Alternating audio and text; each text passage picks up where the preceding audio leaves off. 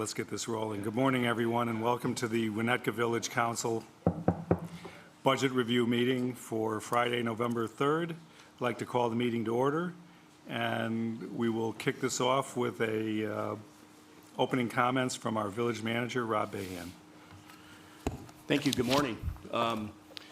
First, I want to thank the council for the amount of time that you're devoting today.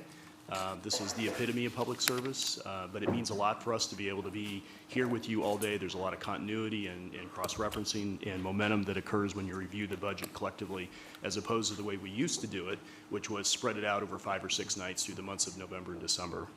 I also want to thank Tim and Dell for their work on preparing the budget this year. They did an excellent job, as well as the department heads and their assistants. They put in numerous hours, numerous meetings, and we think this is our best work product that we can prepare for you this year. So prior to Tim providing an overview of the budget, I wanted to provide some introductory comments and set some context as we begin our review today.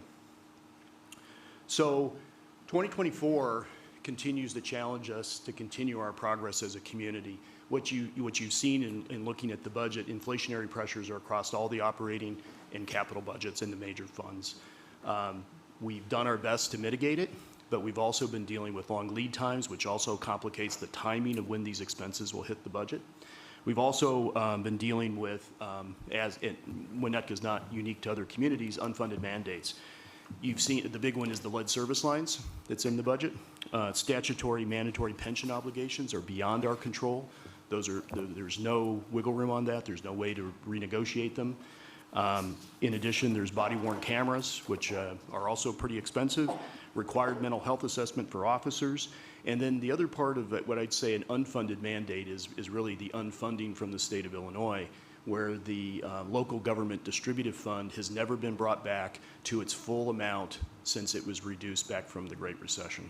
And what that is that every municipality receives a portion, a pro rata portion based on population of the local income, of our income tax that we pay the state of Illinois, and that gets remitted back to the municipalities on a formula. They've taken a chunk out of that and never returned it.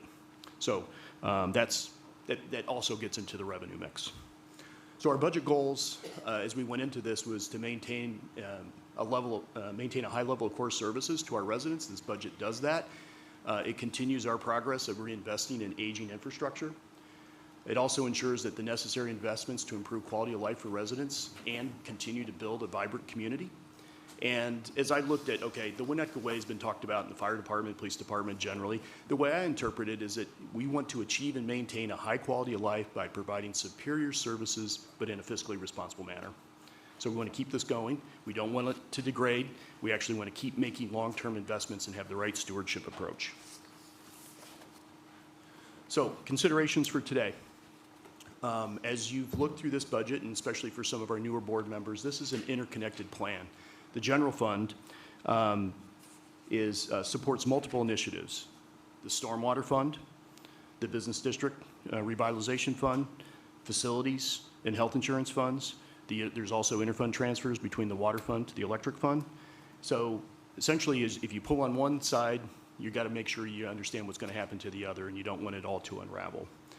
We also believe that this budget serves the needs of the community based upon all the data that we received to date. This is always changing, but we think the budget does that. The other point I'd like to make is that it's important, while you're looking at fiscal year 2024, it's important to take a long-term view. We have capital plans in here, so this budget has a little bit of everything for everybody. If you want to dive into the detail's there. If you want to do high level, the high level's there, but the 5-year plan is there too. So as you look at 2024 and the challenges we have for this year, think about the necessary investments to continue the proper investments in 2025, 26, 27, 28, and beyond. What I mean here in the next point, success is achieved by persistence. Success isn't guaranteed.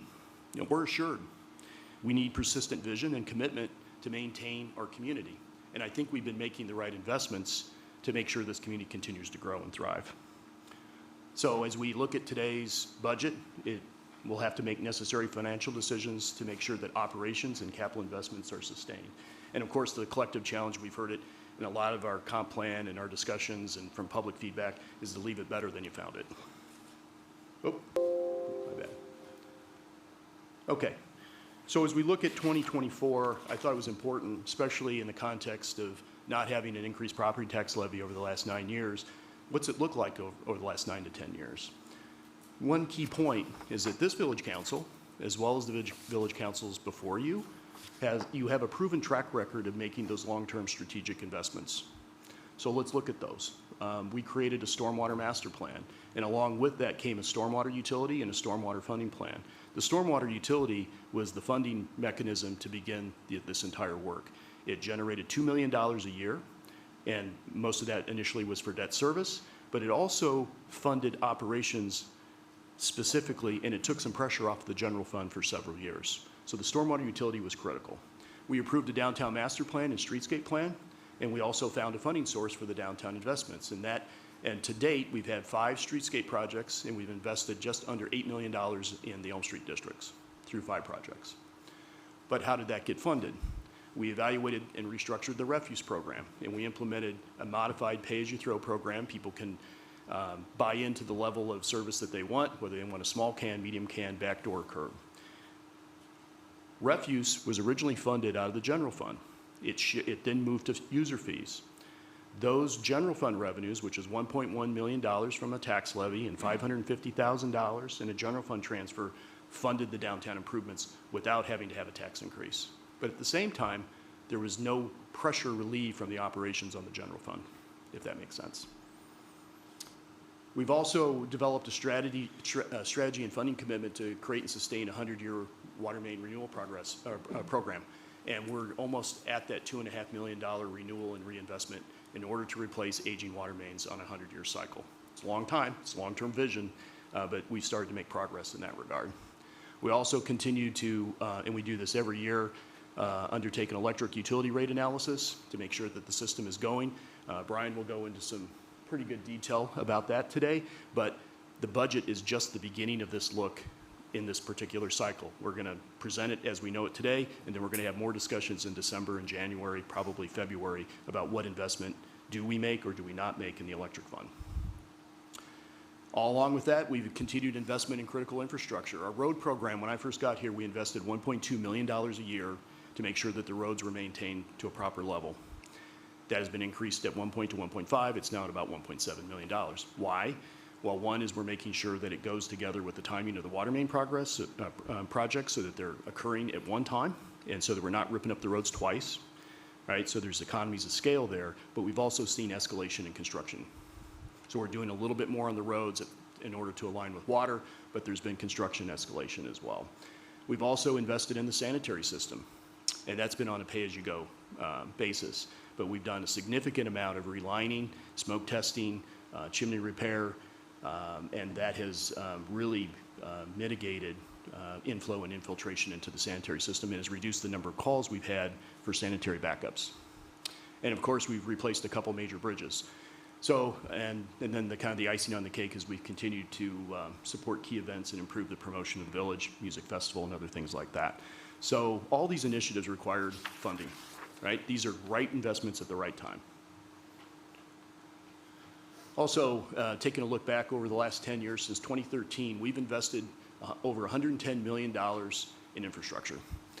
Tim and I went back through the audits and picked out, okay, what did the infrastructure look like? Of course, we've been seeing more of that in the last couple of years, but that's a significant investment for a community of our size. We've also received $28 million in grant revenue since that time. We have $13.8 million coming. We feel very confident that this will come. And we've got another just over another $24 million in grants that we're hoping to be awarded in the coming year. Since 2014, we've been $12.1 million under the tax cap. That's $12.1 million of savings to residents. And frankly, that has not been easy. And in this year, it's even trickier. We've continued to negotiate favorable and fair labor agreements and maintain level headcount. And we've outsourced some positions in the positions of utility billing. We've also outsourced plan reviews and inspection services, and of course, police dispatching as a way to manage operational expenses. We continue to do regional cooperation. We've joined a health insurance cooperative or consortium to manage our costs in that regard. And we also participate in regional bidding to get the right scale for construction projects. IGAs for regional cooperation. You've seen the fire agreement with Kenilworth, ambulance services, the boat services, fire inspection services, training tower. We have mutual aid agreements in fire and police, but we also have in public works, which if we get in a pinch, we can always rely upon our neighbors. We're a member of the GIS consortium for data and mapping, which is a critical part of our operations. A member of NIPSTA, which is police and fire training. And of course, we're a major wholesale water seller to Northfield and unincorporated Cook County. So this budget I present to you maintains a safe and highly desirable community. It enhances our community image and appeal, supports the business community, retention, outreach, and promotion, and it continues to invest in our critical infrastructure, takes that long-term look. It also begins to implement the 2040 comp plan. The funding that's presented here attracts and retains competent public employees, and it continues intergovernmental cooperation, and at the end of the day, we present to you a fiscally responsible, balanced budget. So I thought I'd give you a quick overview. Before I turn it over to Tim to go over the broad funds, I'm happy to take any questions. Questions for Mr. Bahan? Okay. Rob, I just have one. Yeah. And I guess it's an overall question, so I wanted versus some really specific. Probably a great recap. I know it's just impressive in the work that you guys are doing and keeping us under the cap. And I look at the things we've rolled in there, and I understand why we do it. You know, obviously we need the $2 million a year for stormwater utility, moving refuse to a more pay-as-you-go, putting in $110 million in infrastructure, the sanitary, all this stuff has to be done. Is there ever a point, though, because, you know, I know there needs to be maintenance, but is there ever, when do some of these taxes start rolling off? When are we done? What's that? When are we done? Is that what you're? No, I don't think we're ever quite done. Right. But I'm not, you know, the point is when do, it's kind of the big influx of money, can that money be, say, okay, infrastructure Right. is doing well, Right. we've done our main water pipe, you know, we're not going to continue to Right. do as much work Yeah. as we're doing. Right. When is there relief that we can either roll taxes or use for other things or roll taxes Right. back or? So we have, in particular, the Stormwater Fund, and we'll present this when we get into more detail in that section of the budget. We still got a 5-year rollout there. We're in the process of drafting an RFP to do the east side evaluation, which is a long-held promise to the east siders. Yep. And that will require funding that does not yet exist. So in terms of stormwater, we're going to be in it for a while.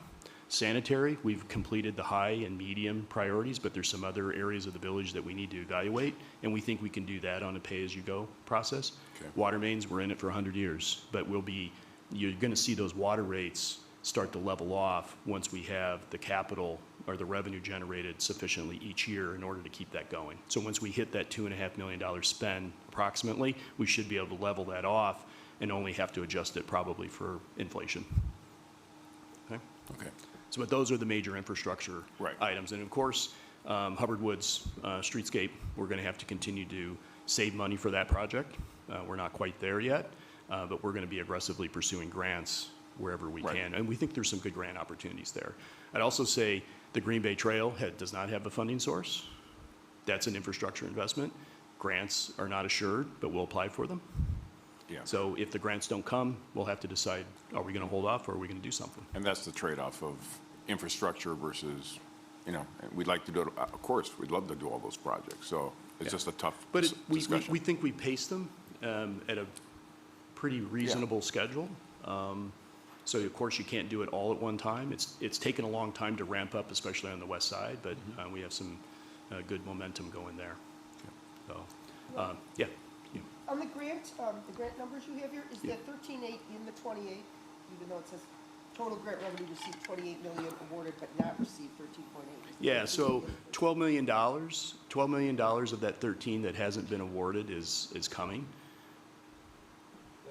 She wants to know if Is the 13 a subset of the 28 No, additive? Is it that's- 28 plus 13 plus 24? It's a subset. Yeah, No, it's not. It's the, it's added. yeah, so we've received 28 million. We booked Got cash that. in the house. Yes, We have 13.8 million that we expect to come. that's coming. Correct. Most of that is The way the, it looks like it's a subset of the no, No, it's not. it's not. So it's, No. most of that 13.8 is the 12 million for the stormwater. Even better. Yeah, so it will, you know, that is additive. So the 13, of that 13.8 million, 12 million is the outstanding $12 million from the state of Illinois for stormwater. We just got notice from Representative Gable that $7 million of that will be released this month. And then the $24.1 million is FEMA federal money that we're chasing for the stormwater project and also help us out with road and water mains. Just a quick Yeah, question. I know you talked about the 5-year capital plan. Do we do any other, like 10 and 15, to align with, like, the regional planning agencies and IDOT? So IDOT, not so much, because IDOT's a hot mess, and getting anything decent from them is really difficult these days. They're all still working from home, and just getting them to respond to emails and concerns that we have, we've had to escalate that to our elected officials. But what we show you is the 5-year plan in the budget, because we feel that that's a reasonable horizon that we can put some, I think, semi-accurate estimations of what the spend will be. Years 4 and 5 are always a little tricky, but we do, in our planning purposes, we go out 10 and 15 years for other items that aren't yet ripe for replacement. Okay. We good? All right, thank you. All right, Tim, Tim. it's all yours.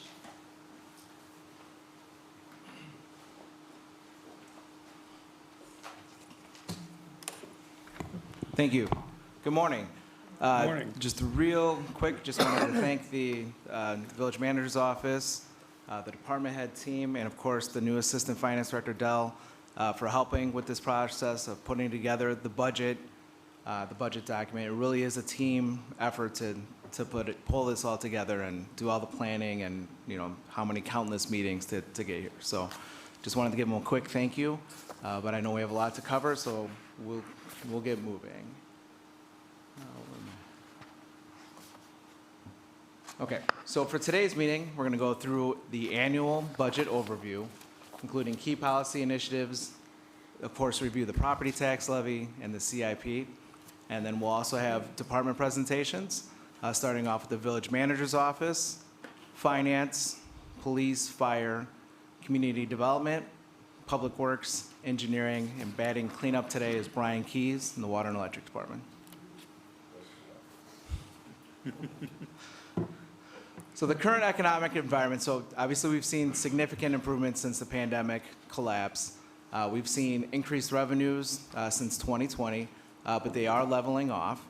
Unemployment is up slightly, but still below 4% at or near historic lows. I think the number came out today at 3.9%. Total unemployed is about 6.4 million, and job openings remain near all-time highs at 9.6 million. And we will, of course, as a note, just continue to seek federal and state funding and grants. Budget considerations, continued uncertainty. We're still experiencing inflation. The annual rate of 6.5% as of December 22. That's a kind of a significant number with taxing agencies, because that's what the property tax is kind of limited to. We'll get more into that, but the property tax extension limitation law limits the tax cap at CPI or the lower of 5%. So this year would be 5%, but that's the number that is based off of. It's not the current year-to-date trend. Year-to-date, inflation has come down a little bit at 3.7%, but it's still an elevated rate. And we've seen 4 Fed rate increases in 2023. And while supply chains are calming, we are still seeing long lead times that are persisting. Rob mentioned we see unfunded mandates that we have built in and accounted for within this budget. And just overall, in terms of budgeting, we assume realistic revenue estimates. And we will continue, to, of course, to monitor the economic landscape. And as we did in 2020, we are prepared to develop and implement revised financial plans if necessary. Overall, the budget is balanced, meaning that operating expenditures are funded by operating revenues. So what that means is routine day-to-day expenses. We don't rely on any one-time use of fund balance or any one-time revenue source to fund things that we expect to occur on an annual basis. We identify an annual revenue source to fund our annual expenditures. We are a home rule community since 2005, but we act like a non-home rule in purposes for the levy, and as we'll show, we actually exceed that pledge quite significantly. And utility rates are set using a cost of service analysis. So what that means is we analyze the costs, build in the capital over the next 5 years, and then we set rates to recover that cost. We don't, add a profit, so to speak, like a private sector utility. And operating expense increases should generally be equal to revenue increases. Generally speaking, we fund capital on a pay-as-you-go basis. Budget amendments, the village has avoided amendments where possible, and we include contingencies in the budget. Fund balance net asset policy, so we maintain minimum end-of-year fund balance targets that are set for each fund. That's rainy day money, so to speak. And again, just moving on to more initiatives and policy issues. So in terms of pension, we are committed to exceeding the 100% statutory contribution for public safety with a conservative 6.75% rate of return. Property taxes, we propose a property tax that's still well under the PTEL limit, 3% increase for existing residents. Again, the PTEL max will be a 5% increase. This will be the first increase since 2013. It's been flat since that time. And we continue to capture the 1.5% in new growth within the community. This budget, we propose a transition to a construction value approach for new buildings. This is for permit revenue and for permit fees. This would eliminate the subsidy of teardowns versus remodels. It streamlines the permit process and eliminates the need to calculate and collect trivial fees, and also generates additional revenue, which reduces the pressure and need for a larger property tax increase. So David has a pretty extensive presentation on this during the community development budget. Utility funding. We implement rate recommendations that were outlined in the 2017 water rate study, plus an additional 1.75% to fund the lead service line replacement program. And the increase proposed for 2024 is 10.25%.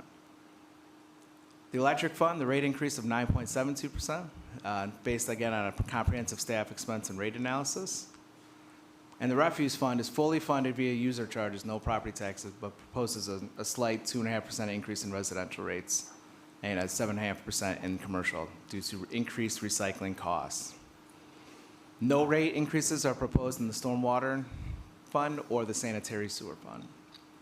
And the annual change, the annual impact to a typical Winnetka resident is $491, or approximately $41 a month, for a 5.7% increase for the typical Winnetka resident.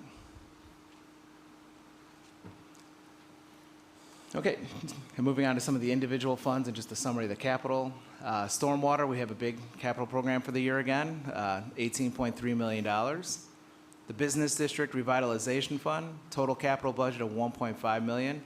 Again, this is funded by a $1.1 million transfer of property tax revenue and $550,000 additional fund balance transfer from the general fund. The Electric Fund, capital budget of $3.8 million. And the 5-year plan assumes full continued operation of the electric plant. And Brian will go through that a little bit more in his presentation. The budget addresses aging and improved infrastructure. So again, $18.3 million dedicated to stormwater improvements, $3.1 million towards the electric plant, or the electric grid, I'm sorry, $725,000 towards the electric plant, $2.1 million in water main replacements in conjunction with engineering annual road program, $685,000 to lead service line replacement. That's one of those unfunded mandates we've mentioned. That's the actual dollar impact in this year's budget. $1.5 million towards downtown revitalization, $2.2 million in roadways, sidewalks, and trails, $3.5 million in other improvements for a total capital investment of $31.5 million. Again, I referenced the balanced budget, so this slide kind of demonstrates that. So this is the 24, we have 84, this is all in, all funds, $84.5 million in operating revenues, over $69.7 million in operating expenses. So these are the routine annual revenues over the routine annual expenses. And as we've discussed, we're a pay-as-you-go entity for most of our capital historically and projected going forward. So that net operating income, along with $7.9 million in budgeted grant revenue, gets fully dedicated to the $31.5 million capital program for 2024. General fund revenues are $30.6 million, up $1.8 million, or 6.4%. Key revenue changes compared to the '23 budget. Total budgeted property tax revenue is $550,000. Permit revenue is $600,000. Sales tax, $180,000. Income tax, $130,000. Natural gas tax, $115,000. And it's I think important to note that the sales tax, the income tax, the natural gas tax, that's based on trend analysis and not any type of increase in those rates. Service charges, almost $150,000, and the change in miscellaneous income of $212,000. General fund departmental operating expenditures are $26.6 million, up 8.3%. This slide is from the transmittal letter and summarizes all the operating departments. And we're estimating for '23 that in total the departments will operate under budget by almost $600,000. Moving on to the property tax. Again, the property tax, the tax cap that we hear is the law is actually the property tax extension limitation law, the PTEL law. So again, what that law limits us to is the CPI rate, the annual CPI rate, or 5%, whichever is lower. So in a higher inflationary environment, it's capped at 5%. Rob? And for non-home rule communities. Yes, Yeah. for non-home rule communities, which we have, since 2005 maintained that and exceeded that pledge. So the existing proposed taxpayer increase is 3%, with new growth of 1.5%, an average impact to a typical resident of $97 a year.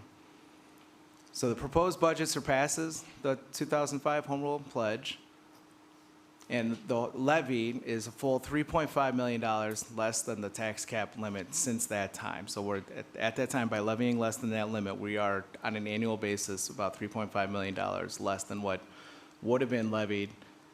Like some neighboring communities, a lot of non-home rule communities, they do what's called balloon levying. They just levy up to that limit, and then they just do that every year.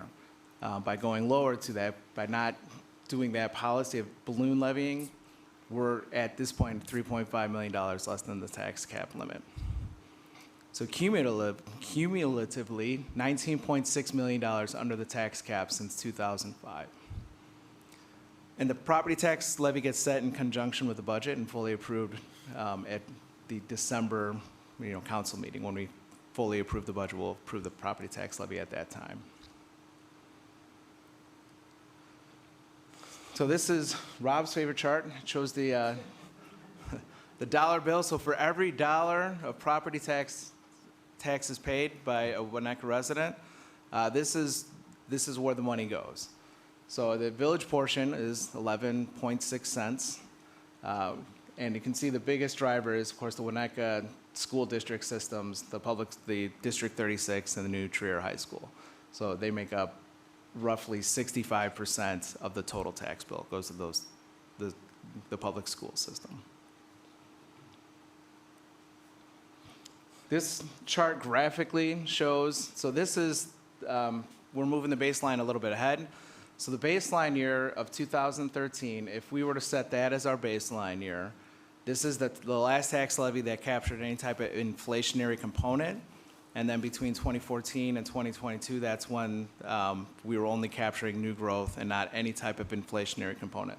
This shows the difference between the Winnetka's actual levy versus the max levy, under the PTEL law. Comparing Winnetka to our Cook County neighbors, since that time, again, 2013 is the baseline. We've saved $12.1 million by not levying up to that maximum PTEL tax cap limit. So since that time, the total growth in Winnetka's tax levy is 7.74%. That's only the new growth within the community. And you can see we're quite a bit less than our neighbors during that time. And then this chart just graphically represents the last chart and charts it out over the years. So you can see in 2013, again, that's our baseline. The blue line here is Winnetka. And you can see we're, in the middle of the pack, especially with our closer, bigger neighbors. And we've held it flat throughout this time, and we've seen significant increases coming from Glencoe, which is almost equal to Winnetka at this point. Northbrook, significant increases in Northbrook and Wilmette as well. So overall, the average annual increase, so this is the annual each year increase average for these communities, excluding Winnetka, is 4.09%. The Winnetka average annual increase during this time is 0.83%.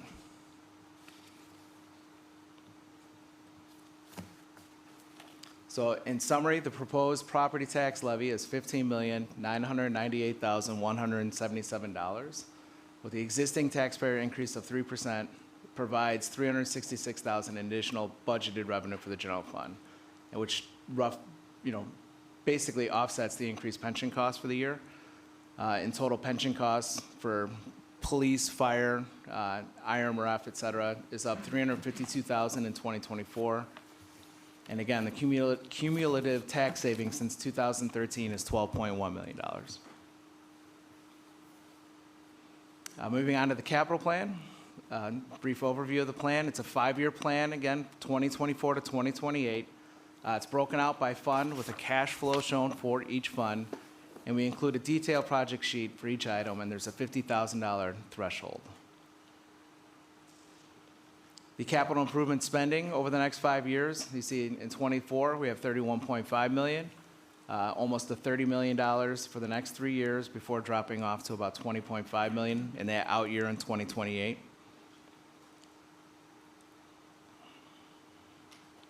Significant capital initiatives include $1.9 million to roads, sidewalks, and trails. Downtown revitalization, almost $1.5 million. That includes funding for Hubbard Woods design for the post office plaza, and an EV charging station that's largely funded by grants. In the electric fund, again, $3.8 million for grid and power plant improvements. Water mains, $2 million in water main replacement work. $900,000 in sanitary sewer work. And again, the stormwater fund at $18.3 million investment in the stormwater. In summary, the budget is fiscally sound. Operating budgets are balanced with appropriate reserves maintained, and adequate staffing is also maintained, and we provide for core village services, and we continue to modernize and invest in village infrastructure. So with that, if there's any questions. Yes. Just really quick, and by 2028, you're showing a projected capital initiative or capital spending of 20 million, down from what we're projecting of 31.5 in 2024. Is that largely because we think that the stormwater is going to be completed within that A 5? lot of the stormwater funding starts to fall off at that point, yeah. And then what kind of inflationary percentage are you assuming for that far out? I'm just curious. We try and be, the recent inflationary environment is, high. We Yeah. don't, just project 6.5% across the board. But depending on the type of project, anywhere from 3 to 5%, I would say. Okay, thanks. Okay, go ahead, Bob. Can I go ahead? Sure. All right. Thank you, Tim. I don't know if this is on or not, but, the joy of this, to me at least, the joy of this day is not to dig into the numbers per se, but to learn sort of how the village operates. And I think your summary, I'm going to take your summary as saying that we've been good stewards of residents' money. Absolutely. I'm not taking it that there's a lot of room to increase the take from here on. I mean, I know we've maybe done better in this respect than other villages in terms of controlling costs, whatever. But I think it's interesting that we all received our property tax bills in the mail this week, probably. And we all confirmed that the village is 11.6% of the total. used to be 17 or 18%, maybe Yeah, it's 20 years ago. And we know where so we've come down as a percent, and other taxing bodies have gone significantly up for whatever reasons, So I feel that we should be very proud, I think, of our group around this table and prior tables, and for all the people out here that have operated with pretty tight budgets. So, but having said all that, and the one thing I like about this budget personally is that it is very forward-looking. There are new initiatives, the meter and the net metering initiative, the streetscape, the stormwater continues on. There's a lot in here that is very forward-looking. We're going to have to look forward to the electric plant and so on. But I'm very proud of the fact that over the past 7 years or so, we have not increased the levy beyond growth. It was 9 years. 9 years. And I know that's been a challenge. I get that totally. But just to put it in context, if I'm understanding this correctly, if we were to find, and maybe it's a challenge, maybe we can't do it, but if we were to find $550,000 of either reduced expenses or other revenue sources in the general fund, in the operating budget, we would not have to increase the levy. That's about 2% of the spending in the general fund. Am I understanding that correctly? If you wanted to balance the budget, strictly speaking, for 2024, that's correct. But Okay. if you want to continue as a pay-as-you-go community with the capital spending, we keep accumulating funds to pay for capital and to recognize that the property tax increase, is for this year, but also future planning and for future years, then I think you still need Okay, the well, I property guess I'm tax not increase. understanding it correctly then, because my understanding was that just for operating, that the operating budget you just showed for the general fund was 16.6 million.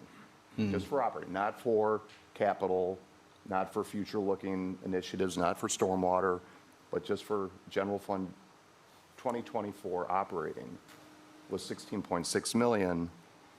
And in order to avoid a tax levy on residents, I just want to understand, we would need to reduce the expenses or find other revenue of $550,000, which is 2% of that total. I want to keep it in context here if that's correct. In 2024, yes. Okay, and that would not jeopardize any of the other initiatives that we're talking about. It wouldn't jeopardize any of the potential improvements down at water and electric. It wouldn't jeopardize in any way stormwater continuation. It wouldn't jeopardize any streetscape, wouldn't jeopardize anything. That to me, In big picture, you're correct. In terms of looking at your general fund revenue stream, approximately 50% of our revenues for the general fund come from property taxes, and it's flat. The other is made up by sales tax, income taxes, permit fees, all those things, right? And that other mix of revenues can vary depending upon the economy. The point I think that we're trying to make today with looking at the property tax increase, and still under PTEL, is to make sure you're looking at your revenues across the board so that they can grow in a way that is stable and reliable. And when you look at year-over-year pension costs, that is an operating cost that we have zero control over and needs to have stable funding source. So that's one point. I would say look at your revenues as a whole, and there could be some things that could be reduced, but the question would be, should you? Because a lot of the things that you see in the capital plan have already been deferred 1 or 2 years and are now showing up as, hey, we really should do these things. Well, But we can certainly talk about that, but our recommendation today is that this is the year to, and it's been extraordinary inflation. I was talking to my counterpart in Wilmette. They have a completely different tax base than we do. They're twice our size. They're looking at a 3% tax increase. Glencoe's at a 5% tax increase. Northbrook is completely different commercial mix, and they're having to do the same thing. We have to be realistic about the nature of our tax base. Our tax base is primarily residential, right? And a modest increase is appropriate at this point. it may be, Yeah. maybe, Yeah. but hopefully the I mean, discussion will. it's certainly the council's decision. Yeah. our recommendation is this year, this is the time that we need to make that investment. All right, and again, just as we launch into this, for context purposes, and the one chart, I love the dollar bill chart, I think that's great, but I also love the chart that shows the breakdown for residents on page 13, that shows the 5.7% increase. And correct me if I'm wrong, but I think the run rate for inflation over the past 12 months, I think it's that 3.7% you Yeah, showed. that's the last 12 months. Okay. Correct. And just, again, to put it in context, if we didn't have the levy, if we didn't have the levy increase of $91 or $97, we'd be increasing cost to residents 4.6%. So still ahead of inflation. And again, those increases are coming for infrastructure that we need. I mean, water and electric. I'm not at all Yeah, suggesting. I mean, But we are, this would run ahead of inflation. And it may be just right, you and I talked about a source or two of maybe ways to chip into that 550,000, because that's the number. But I look at this, and I'm proud of this budget, and I'm proud of what we've done over the last many years. But I think we should challenge ourselves to see if we can, maybe we don't get down to no property tax levy, but maybe there are ways, everywhere we turn nowadays, and Winnebago's not immune from this, the costs are going up everywhere. Yeah. They're going to be going up. They went up in our property tax bills that we just received. It's not because of the Village of Winnetka taxing body, it's other areas. But to the extent that we can hold our own to the extent possible, I think we should try to do it. And maybe there are ways in the budget Right. to look at it as we go forward. So, and understand that completely. We challenge ourselves during the budget process to do exactly the same thing. So during the budget process, we deferred, reallocated, cut about 1.7 million out of this budget, but we also have to look at both sides of the ledger. We have to look at the expenditure side, we have to look at the revenue side. So approximately 1.7 was deferred, reallocated, or cut, and we're looking at a $700,000 increase in revenues. So we're trying to look at it from both sides and be responsible with it.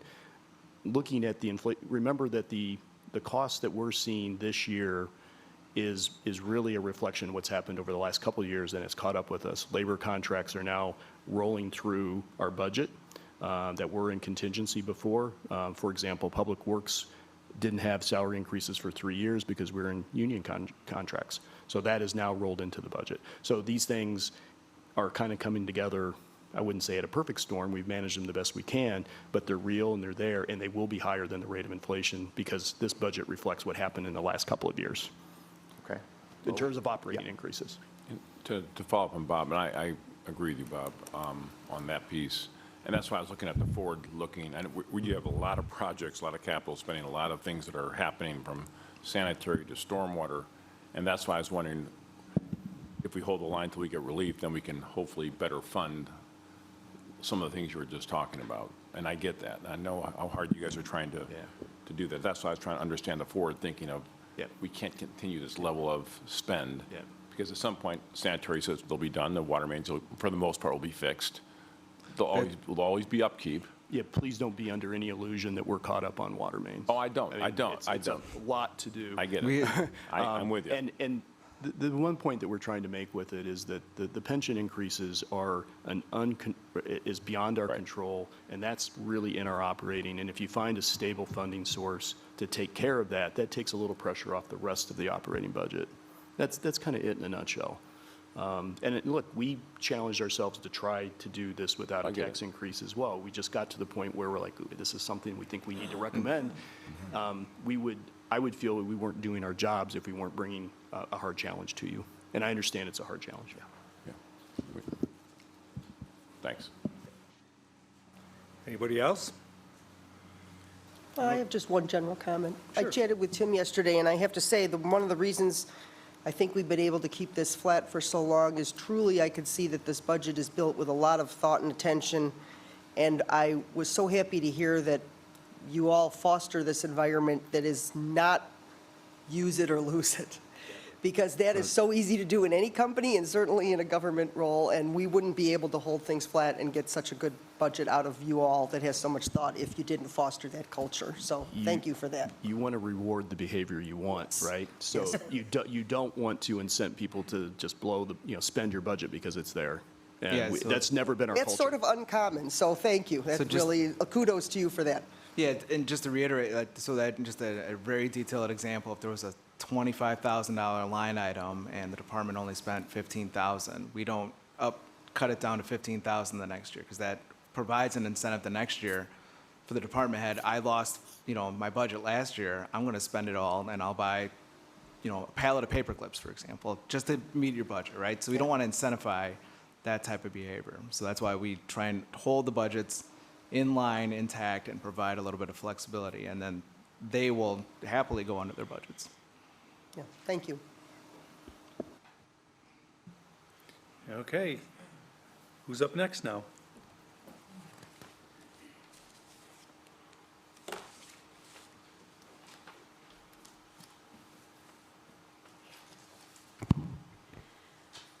Good morning. Thank you for the opportunity to present the budget for Public Affairs and the Village Manager's Office. We're on page 42 of the big book. The Public Affairs Department focuses on village-wide support and council-related initiatives. The Village Manager's Office provides for our department-specific operations and staffing and includes the functional divisions for administration, which includes communications, economic development, and human resources. The Village Manager's Office organizational chart shown here contains 7 full-time positions and 1 new part-time position for a human resources assistant. The new part-time position is necessary to assist with the increased workload related to managing the administrative tasks for the HR function. This time, I'd like to express my sincere appreciation to the entire Village Manager's Office staff for their contributions in formulating the fiscal year 24 budget. Next, I'll discuss some of our major accomplishments in 2023. The Winnetka Music Festival, held in the East Elm District, was a success. The 2-day 2023 fest was a welcome return after 3 years of COVID impacts. The Farmers Market continued to flourish in its new location in the Metro parking lot. Staff worked with the Winnetka Park District, the Winnetka Northfield Glencoe Chamber of Commerce, and UP to renew a license agreement for the use of the parking lot and Station Park. An estimated 1,500 to 2,000 visitors per week attended the market. Although originally conceived as a temporary location due to the 2022 streetscape construction in the Village Hall parking lot, due to the success of the market and positive feedback from the community, it has been permanently relocated to this location. New this year, Trustee Handler organized council conversations where individual members of council engaged in direct conversations with residents. Treasured community holiday traditions such as the Memorial Day and Independence Day parades and fireworks were held with a focus on enhanced security in light of the tragic events in Highland Park last year. The village partnered with the Winnetka Park District to provide contracted security for the holiday events. Funding is included in the 2024 budget to maintain this enhanced security. Additionally, the village partnered with the Hubbard Woods Design District to install snowflake lights to provide temporary holiday lighting in that district. During 2023, we continued to support local businesses. As we finally and fully emerged from the COVID-19 pandemic restrictions, the expanded outdoor dining options were officially continued through formal license agreements. Next, we'll discuss our 2024 goals and objectives. In the Public Affairs Department, we will continue to support safe and fun community special events. In economic development, support existing businesses while continuing to attract new businesses and encourage expansion and development. In communications, create timely, effective communications engaging our stakeholders. And in HR, recruit, train, and retain a high-talent workforce. Key budget items in 2024. In public affairs, sponsorships of the July 4th festivities and Music Fest will continue with that enhanced security. Legal services, including the village prosecutor and the labor attorney, and we will be upgrading our FOIA software to provide for a more efficient and transparent FOIA process. In communications, we'll continue our email newsletters, the Winnetka Report, and social media campaigns. In economic development, sponsor local events supporting vibrant business districts, active participation and support of the chamber and business groups, co-advertising campaigns, and working to actively recruit new business and developments.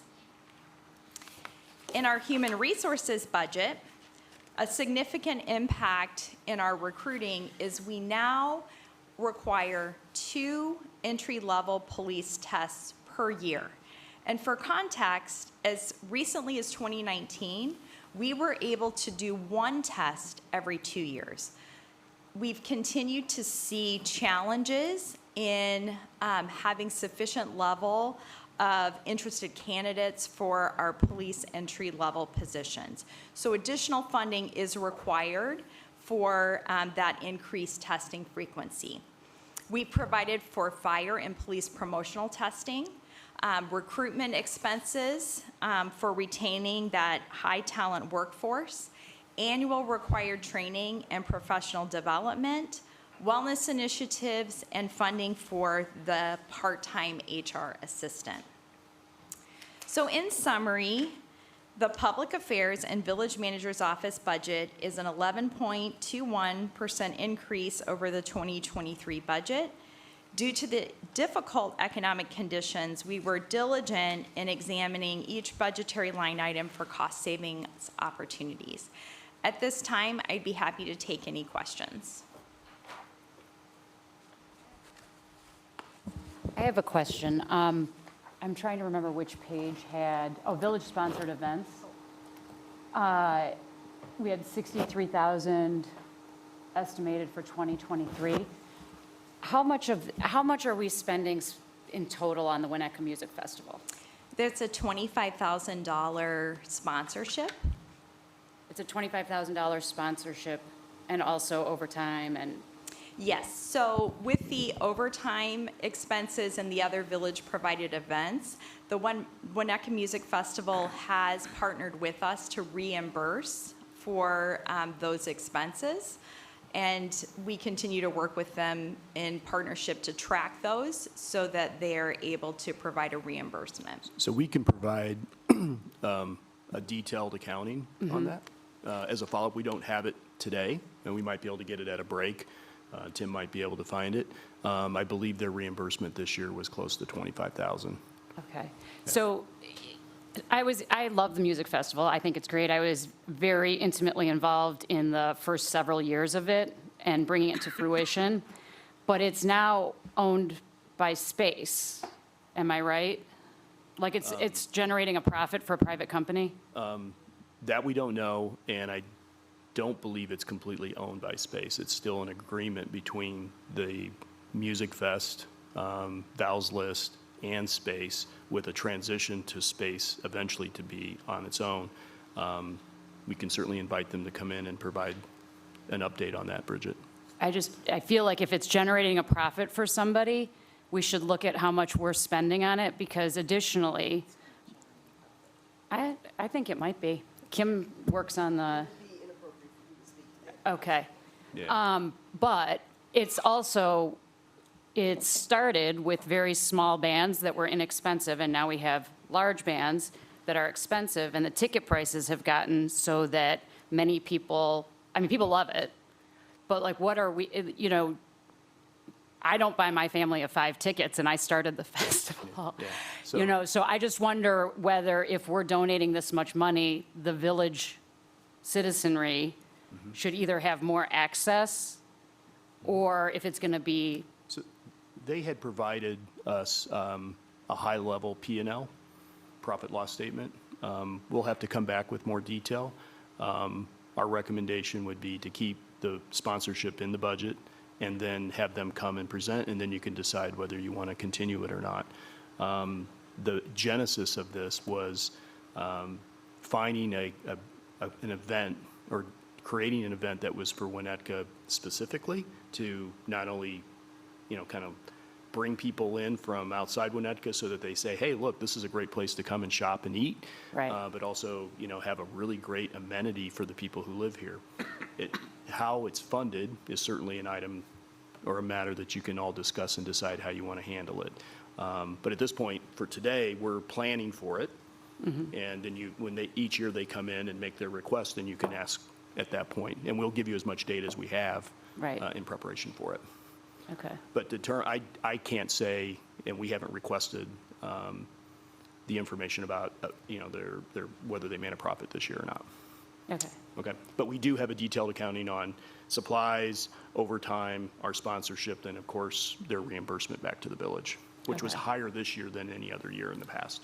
Well, that's good. It is good. Okay. It's good. Okay. Any other questions? Just quick question, this is more, not so much questioning the budget, but just education. What are the Park District special events that we support? So we assist with the Memorial parade Day. for July 4th and the Memorial Day parade. Okay, Yeah. We believe the long-term agreement has been for the village to pay $38,000 for Memorial Day and 4th of July. A lot of that goes to help pay for the fireworks. okay, that was just more curious. And then this is, I'll say just question one, but it's a broader question. As I'm just looking at the line for legal services, that's up significantly. Yes. But also, this was the first department, of course, looking through the book. And then I find there's legal fees throughout the whole statement. I don't know if at some point we have some analysis of what all our legal fees are, how they're allocated to departments, if they are very specific, or if we keep a lot up in the village manager department. I think that would be helpful to know. Right. And with the legal expenses in the manager's office is the village prosecutor and our labor attorney. And the significant increase in the legal expenses that we've seen, obviously, we've been negotiating 3 collective bargaining agreements, which is an increased expense. And additionally, in other departments, I know David will speak when we get to community development, we've had increased challenges from a FOIA standpoint. Yes. And all of those legal challenges are additional expenses. So Right, so, yeah, I understand they're Yeah. coming from many different Yeah. places. So it's We'll provide an overview of all the services, but Kristen's right. We have the prosecutor, there's your administrative hearing officer, there's labor attorney, and then there's Elrod Friedman. Okay. But we'll get an overview for that as a follow-up. Thanks. And I'm also asked Peter for a breakdown on all the FOIA PAC challenges, and we'll be providing an update to the council on that. I That's realize incurred that this we've year. It's had been some significant. unusual situations in this past year, and there'll probably always be unusual situations that pop up, and so how we manage that. I haven't seen a year like this one. Thank you. Kristen, just a couple things. One, and again, getting back to the idea that the budget allows us to think about issues like the Winnetka Music Fest and so on. But first off, I'd like to say that, I think the village over the last several years has just upped its game in terms of electronic messaging, communication. Josie and Liz, have done a fantastic job in terms of just moving this forward. I'm sure it's going to get even better. So from a branding standpoint, I think the village has come a long way. Back on the Music Fest, just so I understand, so we have the 25,000, and then we have expenses. We have fire and police and water and electric and blah, blah, blah. And so there's that. Are we reimbursed 100% on those others, or? It generally hasn't been 100%, but we'll provide you with the detail. Okay, so maybe it's that differential, maybe it's justified to be reimbursed, and that the sponsorship itself is justifiable, but. Right. The sponsorship, the way it's been presented to us has been, they needed the seed money in order to book talent early before their revenues start coming in. That's how I've understood it. But I would say this year's reimbursement went further in making us whole on our expenses beyond the sponsorship. Okay. Okay, but Tim, we can work Yeah. on getting an update on that. I think it's good. I understand where you're going, because as this changes and morphs a little bit, but I do think if we're going to, I think it is a service to the community. The community in general loves this thing. I would like to see if there's a Winnetka, since we're taxpayers are footing it, maybe there's a discount for Winnetka residents, but if we're going to put something on ourselves, I'm not sure how it'd be much cheaper. And so I think, I look at this as a service to the community, but also something we need to keep an eye on as it changes or morphs. But I think it's a good thing. This concept goes all the way back to the Urban Land Institute analysis of trying to create events to draw people, to not only to say, hey, people who live here, you have something fun to do and feel pride in your community, but to also kind of put us on the map regionally. Yeah. Yeah, and since I was part of that ULI Institute in 2013, you know, let's think about the demographics of what the community has changed dramatically. A lot of that was COVID-driven, but I mean, that was one of the things that we looked at back in 2013, is that we had this very significant aging community that was not appealing to younger people. You know, there's a lot of things that go into that cocktail mix of what makes a community attractive to young families to support everything, the businesses, the schools, the tax base. And that was one of the things that I think has been helpful. It's always worth looking at, but that was identified in 2013. And so it's nice to see 10 years later how successful it's been. You guys have done a great job. Thanks. Thank you. Any other questions? Okay, at this time, I'll turn it over to Tim, who will review the finance budget.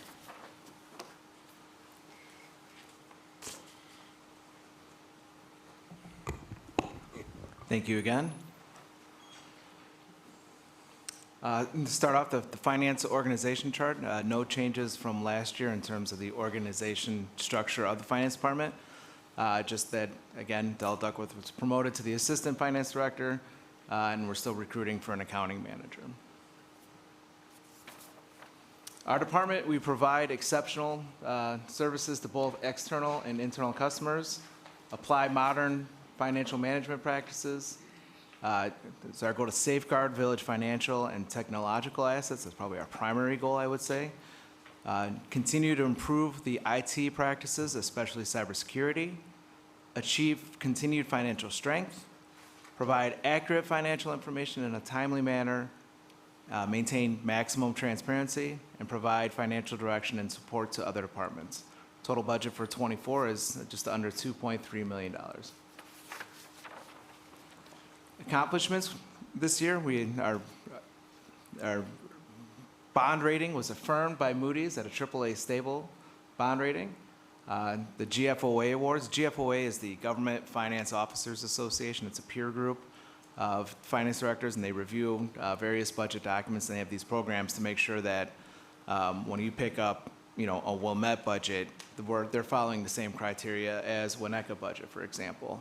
Same thing for the audit report, that we're following the same guidelines.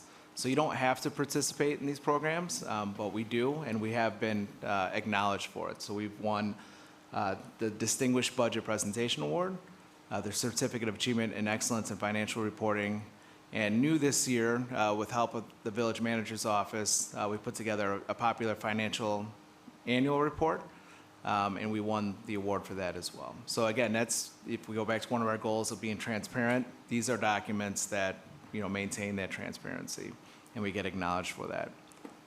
We also completed the audit with an unqualified audit opinion and a clean management letter, meaning there's no internal control deficiencies or material weaknesses that were identified.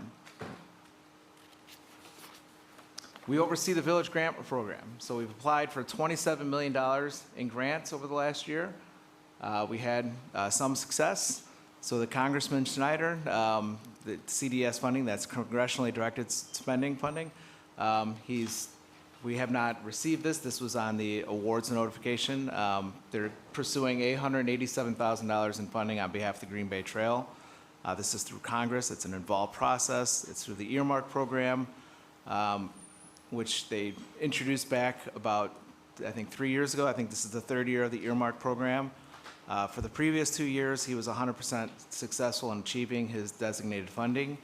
They're still in process for this year, and we'll see what what comes of that. But we are on his list of 15 projects to secure funding for. We also secured a $555,000 grant for electric vehicle charging stations. That's in the Business District Revitalization Fund. This would involve installing a fast charging station and also some of the more traditional stations that have popped up throughout the village the last several years. And the DCO, so we went through that whole application process and worked with the DCO, met all the requirements, and we started actually receiving the money, and we will have received the full $16 million by the end of the year. And we also have an outstanding application to FEMA for the Building Resilient Infrastructure Community and Hazard Mitigation Grants, and we've applied for $24.1 million in stormwater funding. This year, we also completed our first ever cybersecurity tabletop exercise, and we performed comprehensive rate analysis, financial planning for the utility funds, including water, electric, refuse, sanitary, and stormwater. And we also support the internal departments with purchasing and running the bid process. Our goals for '24, seek out federal, state, and local grant opportunities to secure additional funding for the village, continue to safeguard village financials, and continue enhancement of cybersecurity initiatives. Our two big projects in the finance department, half the year we're working on the audit, and the other half of the year we're working on the budget. So those are our two major projects. So we're never in the actual year we're in. We're either the 1 year ahead or 1 year behind. So that we'll continue work on that as well. Provide financial analysis to the utility funds to identify sustained funding for long-term infrastructure needs, and continue to win those awards that we referenced, the budget, the audit, and the popular annual financial report awards. Our big initiative this year, along with the electric and water fund and the sanitary fund, is the Advanced Metering Infrastructure Project. So this is a $4.2 million project. Advanced metering infrastructure is, so instead of having two people manually walk house to house collecting reads, this would be, there's a couple of different ways they do it. There's either a tower mechanism or a cellular mesh network.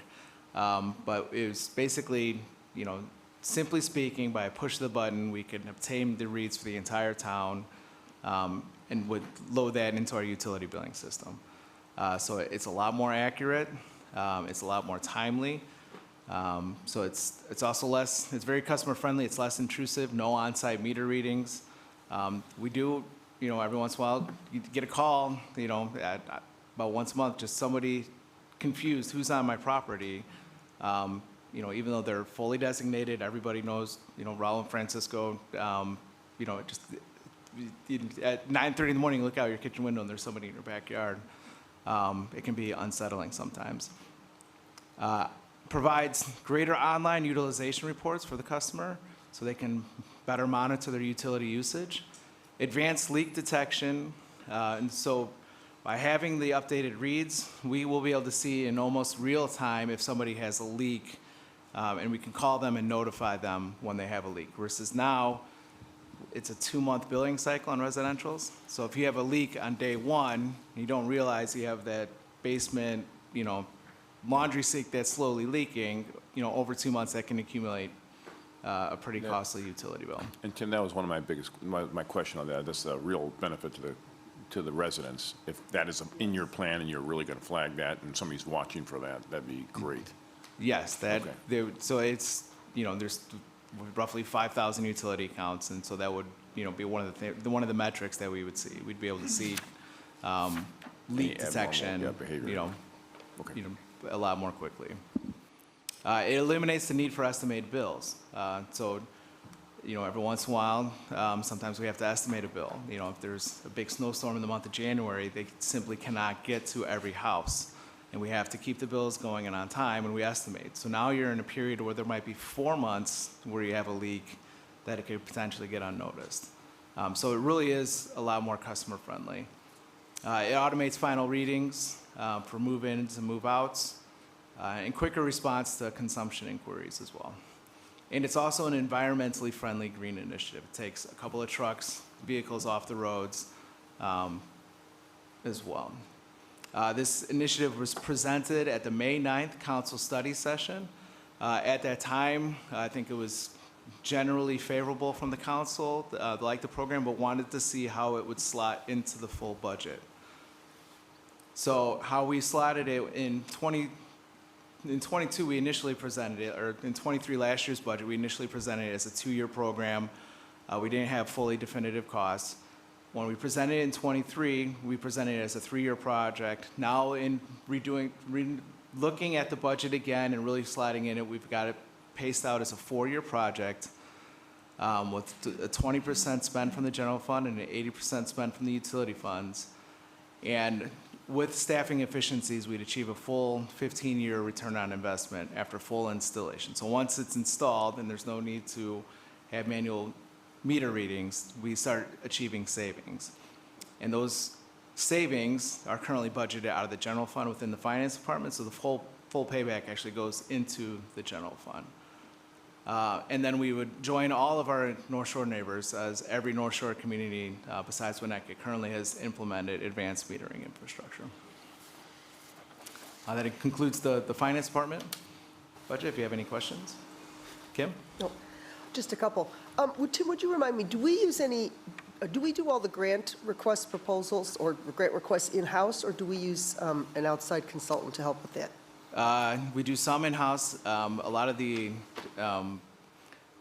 more technical grants, we utilize Strand to help put together those Okay. I grant know those- applications. Engineering. That's sort of a specialty that does require a lot of work. Going back to your last point here, have you spread this advanced metering out over 4 years because of budget pressures, or just because of the actual logistics of rolling it out? I would say a little bit of both. Probably that 4th year was to help smooth out the budget, going from 3 to 4 years. But you know, it is possible to do one of these installations in 1 year. That would be highly, you know, that would be pretty disruptive. So at a minimum, I would say you want to do 2 to 3 years, but I think 4 years to really smooth out the cost on a budget basis is what we were looking at. Okay, and my last question, would you just remind me, it looks like we have the majority of our contingency sitting in the finance department, and then we have small amounts in the enterprise funds just because of the nature of those funds. Is that the policy we follow, that, and then if one of the other funds needs something during the year, the contingency would come out of finance? Yes. So Okay. we built it into the finance department budget. And historically, that's what we've done. And then we monitor. And, you know, the only time we've ever actually posted against that contingency account was in 2020, when we had, with COVID and the sales tax rebate to the business communities, that our local one we did, we applied it against that contingency amount. Otherwise, we simply monitor and kind of see, you know, where things are at. So we had a contingency this year that we've kind of monitored, and we haven't officially posted against it, but, you know, we're still monitoring. So But at then the we end of the year, still we have kind of figure out. contingencies in the I'm going to call them the special or enterprise funds, in electric, in Yeah. stormwater, et cetera. Okay. Yep. And sometimes. I was trying to get what the aggregate contingency was Yeah, across the yeah. whole organization. Yeah, and there's two schools of thought. You can ramp up your contingency or rely upon fund balance. We try to keep our contingency as minimal level, but maintain the right fund balances, so if something were to happen in the water fund, there would be enough financial strength there to respond to it. But sometimes there's been some transfer from the general fund to help an enterprise fund, but not very often. Okay, thank you. Tim, a couple things. And we talked about some of this, and you responded to my question, but on the advanced metering, just to be clear, the payback on this, and I think it's a great initiative, whether it should be 2 years, 3 years, 4 years, I don't know, but is a 15-year payback on this. So it's, you know, it is an investment. I remember the useful life was maybe 15 years, something like that. I think typically they get 20 years out of 20 it. years. So, I mean, it is an amenity, and it's a good one. It's good. So whether it should be 3 years, a lot of this is coming out of the fund, the fund balances, I believe, from the 4 different entities. So if we accelerated it to 3 years, I mean, I don't know what that means, but maybe we should be thinking about that. Couple things on the budget, and this is just where I sort of go away from government financing and so on, I look at the actual to actual to actual, and I know we look at budget to budget, but just looking at the budget here, so in 2022 for the finance department, the actual spend was $1.6 million. 2023, the actual spend is $1.7 million with a $2.3 million budget. So 1.6 to 1.72, and now the budget is 2.3. That's a 40% increase in spending over 2 years. So again, that's- so why should we not say, you know, this budget should be tracking with the actual from 22 to 23 to 24, even if it was a 10% increase, it'd be a huge savings. So we have a capital item in this year's budget that was not in last year's budget. So that would be, you know, your plan spent for 2024. So we have, I think it was 115,000 in the finance department budget for the AMI, the advanced metering infrastructure. So that's part of our budget. So that wouldn't be part of last year's spending. And then we also have the budgeted contingency in our budget this year for 2024, and there was no amount actually spent against that contingency in 2023. Well, the budget, okay.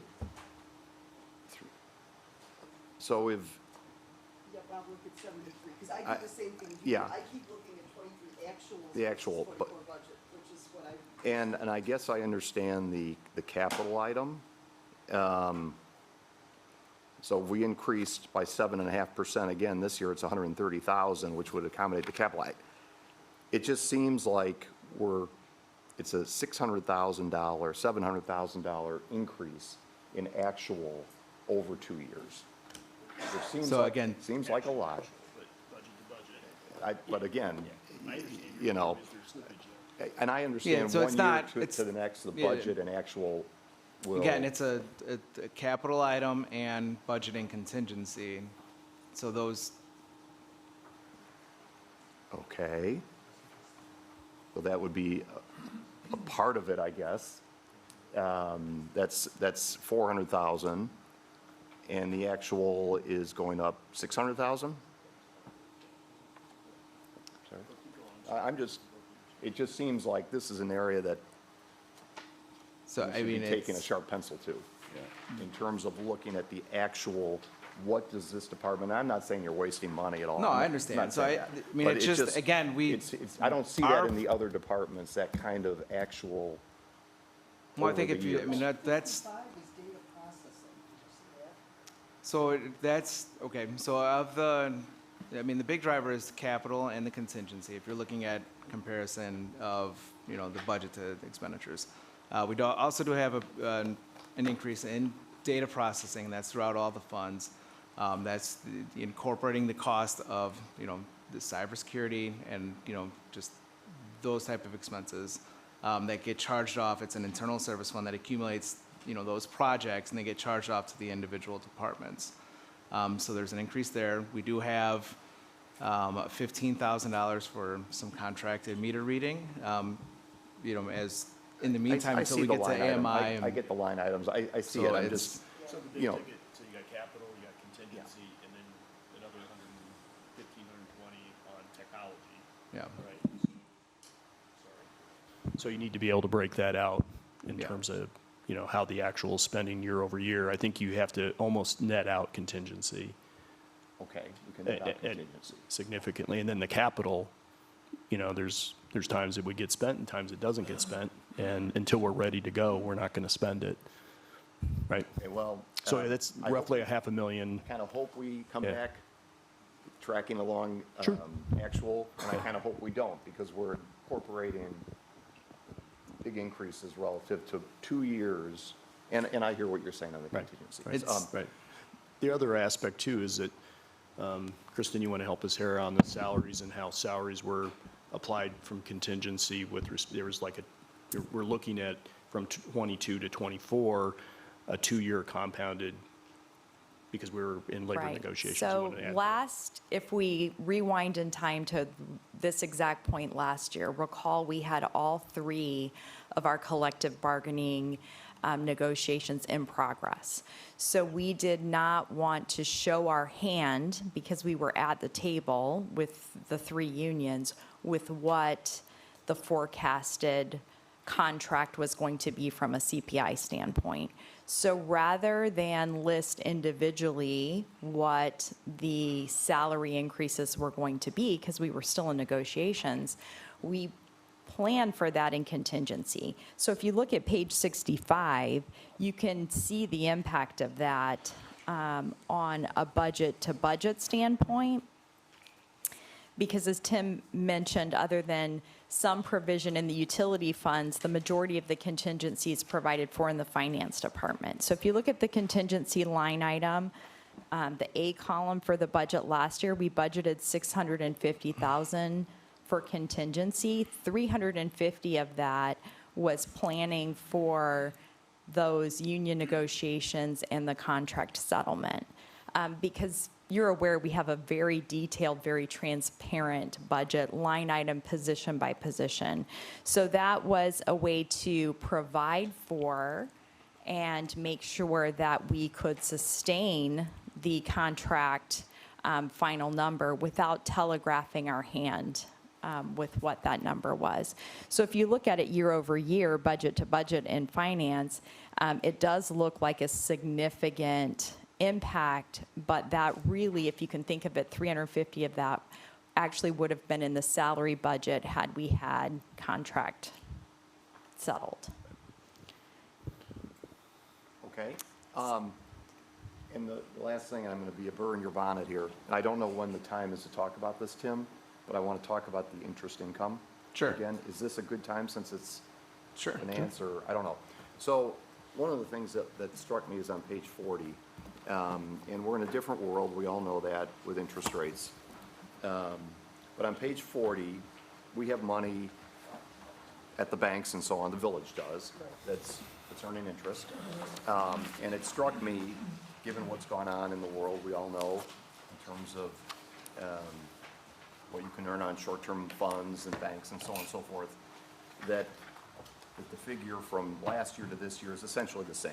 So $550,000 is budgeted for this year. The estimated for 2023 is $575,000.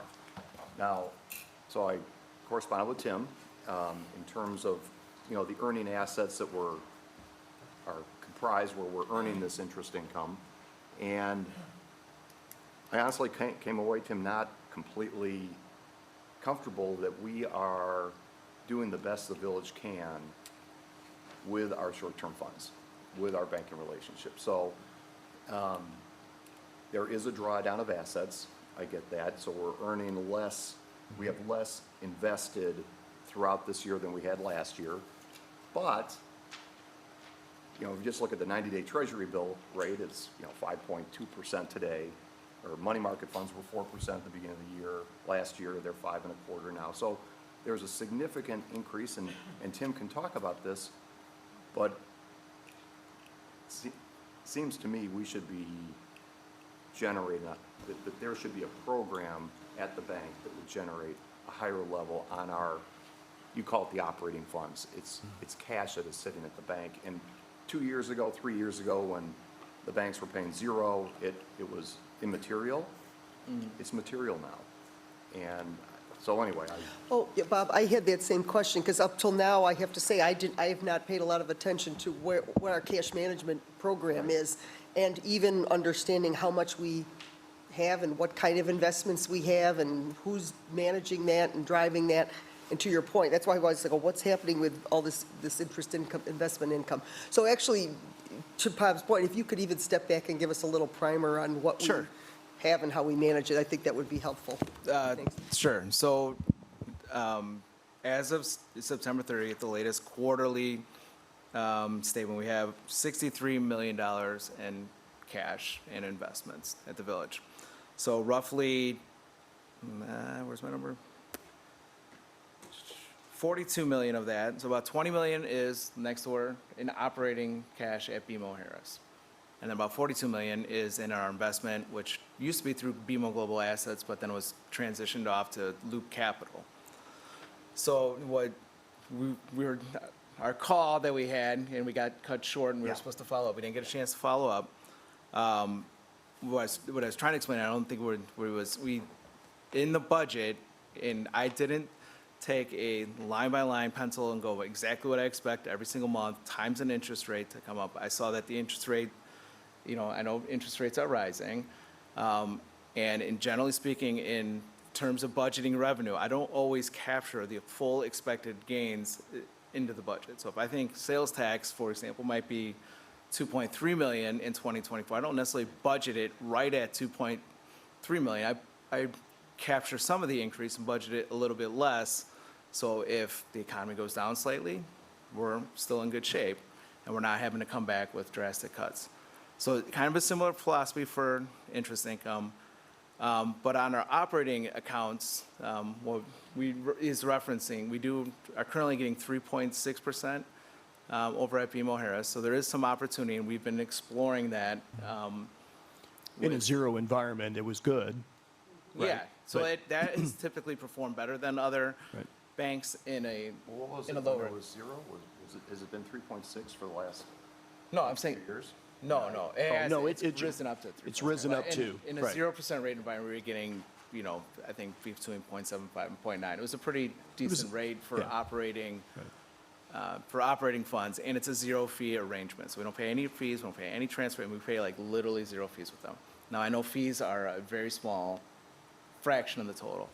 On our investment side, the latest quarterly numbers, is 0.95% for a quarter. That translates to about a little under 4% for the most recent annualized rate. But it's coming up. Our annual, what they call the yield to worst number is currently at 5.29% on that 42 million. So it's as the bonds mature and they sell off bonds and acquire new bonds, we're at, a yield to worst of 5.29%, and that's the lion's share of our money. And what I was trying to explain is with the interest income, we do book the income from both, the Chicago Loop and the BMO, but we don't necessarily we don't book some of the realized gains and losses of the actual investments out of the way. But that can have a significant impact on the investment earnings when we have to market to market at year end. So even though we're getting, at last check from Loop, it was almost $90,000 in monthly income last month. By the end of the year, by the time if there's a dip in the market or a raise in the market, they have to market, those monthly actual cash gains can get wiped out. But again, Tim, this figure here, which is going through the general fund on page 40, Yeah, is not the money at Loop Capital. It's not the 42 million. it's a portion of I it, thought, yeah. I thought you told me this was the interest from the operating cash next door. No, it's the interest from the income from the both of them. I'm sorry, I was trying to, I think we got, That can't be. I mean, $60 million at 5% is $3 million. I mean, that's not here. This has to be the interest income from the it's a portion of 18 it. million. Again, This the right 60 here. million is not all general fund, it's No, the, I understand that, but I thought what you told me is that this was the operating cash that the village uses for day-to-day expenses, whatever, that's next door, that's earning 3.5%. that's, the operating cash that the village uses on a daily basis is 3.6%. 3.6. And the interest income, that a portion of that and a portion of the income from the interest on the bonds also goes to this as well. Goes to that So account. it's, yeah. But if you have 18 million in cash on average, maybe it's gonna be 17 million, 16 for the entire year, and you're earning 3.5%, we're getting close to that 500 and some odd thousand dollars. That's what I'm saying. If there's a cash management program that I think BMO would probably work with us, if we earned an extra 1%, I mean, you can put this Yeah. money in the Charles Schwab Government Money Market Fund. Yep. And get 5 1/4 right now. Right. That's, And what I'm saying, that's a similar one with the local bank, the North Shore Community Trust. They have a Okay. similar program that has that we've, so if you earn a percent, just a percent more, so you're still under market, on 18 million or what, you're $180,000 of Yes, you additional could- interest. Yep. So, and I know you don't want to budget because we don't know if rates are going up or down or sideways, but there's got to be some metric by which we sort of go into it with a budget assumption. And this just seems to me. It's too low of a It's budget. low. It's Low low. And again, in the context of, and, you know, we don't want to pull money out, figments of our imagination to make the budget seem better. But if there's a way to justify, to open the bank, a little bit better return on our money, For sure. potentially $150,000 of money. Or more. But isn't this the more conservative approach because you're assuming? But there's kind of- conservative, and then there's just, I know, but it's no different than businesses aren't assuming an appreciation in value, you know? Well, I think, If you were, I mean, at your company, I mean, We don't take, we are prohibited from taking, that's why I'm saying so I think kind of like in a. expected increases in budget. interest. When you did the budget last year, we budgeted 325,000 of it. There had to be an assumption. There had to be something, rates were a lot lower then. I saw an increasing rate environment. I looked at it, generally speaking, I said, you know, I look at the very last month of what we actually posted, multiply it by 12, see where we're at. Hey, I think we might be here, bump it down a little bit. You know, there is, And if we A did that method. here, what would we get to? I could firm up the number of what we did, but the point, I think, in what trustee Dahlman was getting at is on an routine, the slide we said, we match routine annual revenues with routine annual expenditures. Interest is not necessarily that routine annual operating fund. In an ideal world, it's almost can be viewed as like a fund balance builder, right? Or in your household, you don't necessarily rely on your interest to pay your natural gas bill, right? So when you retire, you do. when you retire, you do. But so as we're accumulating funds, so I mean, there might, I'm not saying that there isn't, you know, maybe I missed the budget and we could budget it higher. But that's also the first, and you're talking to someone who got burned in 2008, because I did budget Long it. time ago, Tim, get that No, out I of your memory. understand, I understand. Scars last a while, Bob. But I budgeted and then having to explain, you know, why we have this huge shortfall in the budget, you know, because rates went to zero within like 6 months and our interest, Yeah. you know. So trustee Dearborn? Yeah. Can I just jump in for a second? I just want to point something out here, and it's for all of us to consider. Last year, you budgeted 3.25. You're projecting 575. It's a $250,000+ spread. We're looking at what was the number, Bob, for the general fund? Yeah, 550. I mean, we're struggling with it. Yeah, I understand. We're not asking you to be cavalier and rolling the dice and, you know, and playing the markets, but we are asking if you can get your head wrapped around maybe something that's more realistic and predictive of what the next year is going to look like. It might take some of the pressure off of our thinking relative to how we deal with a $550,000 increase. Right. And we would appreciate it if you guys could go back, based on what we've seen the last couple of years, and knowing the fact that the feds are still holding their cards really tight on future rates, knowing that we're probably going to be in the same place for the next year, and even if they do ratchet down, it's not going to be in huge increments, that maybe we can squeeze a little bit more out of this and lessen the impact back to the taxpayers, and still be comfortable that we're not rolling the dice. And I think, Go ahead, Rob. and you Sorry. guys have all, you've seen this as you've gone through budgets with us. We're careful, right? We're conservative with the money. That's good. One of the, and that cuts both ways sometimes, right? So the point being is that we look for stable revenues, and we can certainly, I think there's some opportunity here. Tim had started to work on this with me, and we had to wrap up the budget, but this is something he was looking at North Shore Community Bank, continue to have a discussion with BMO. But there is some volatility with it, and I don't want to, we'll get as much as we possibly can, but we're not going to recommend overstating it. Okay. But I think there's opportunity. I, I mean, hear me, I mean, be clear. I think there's opportunity. I think, Bob, you have a point.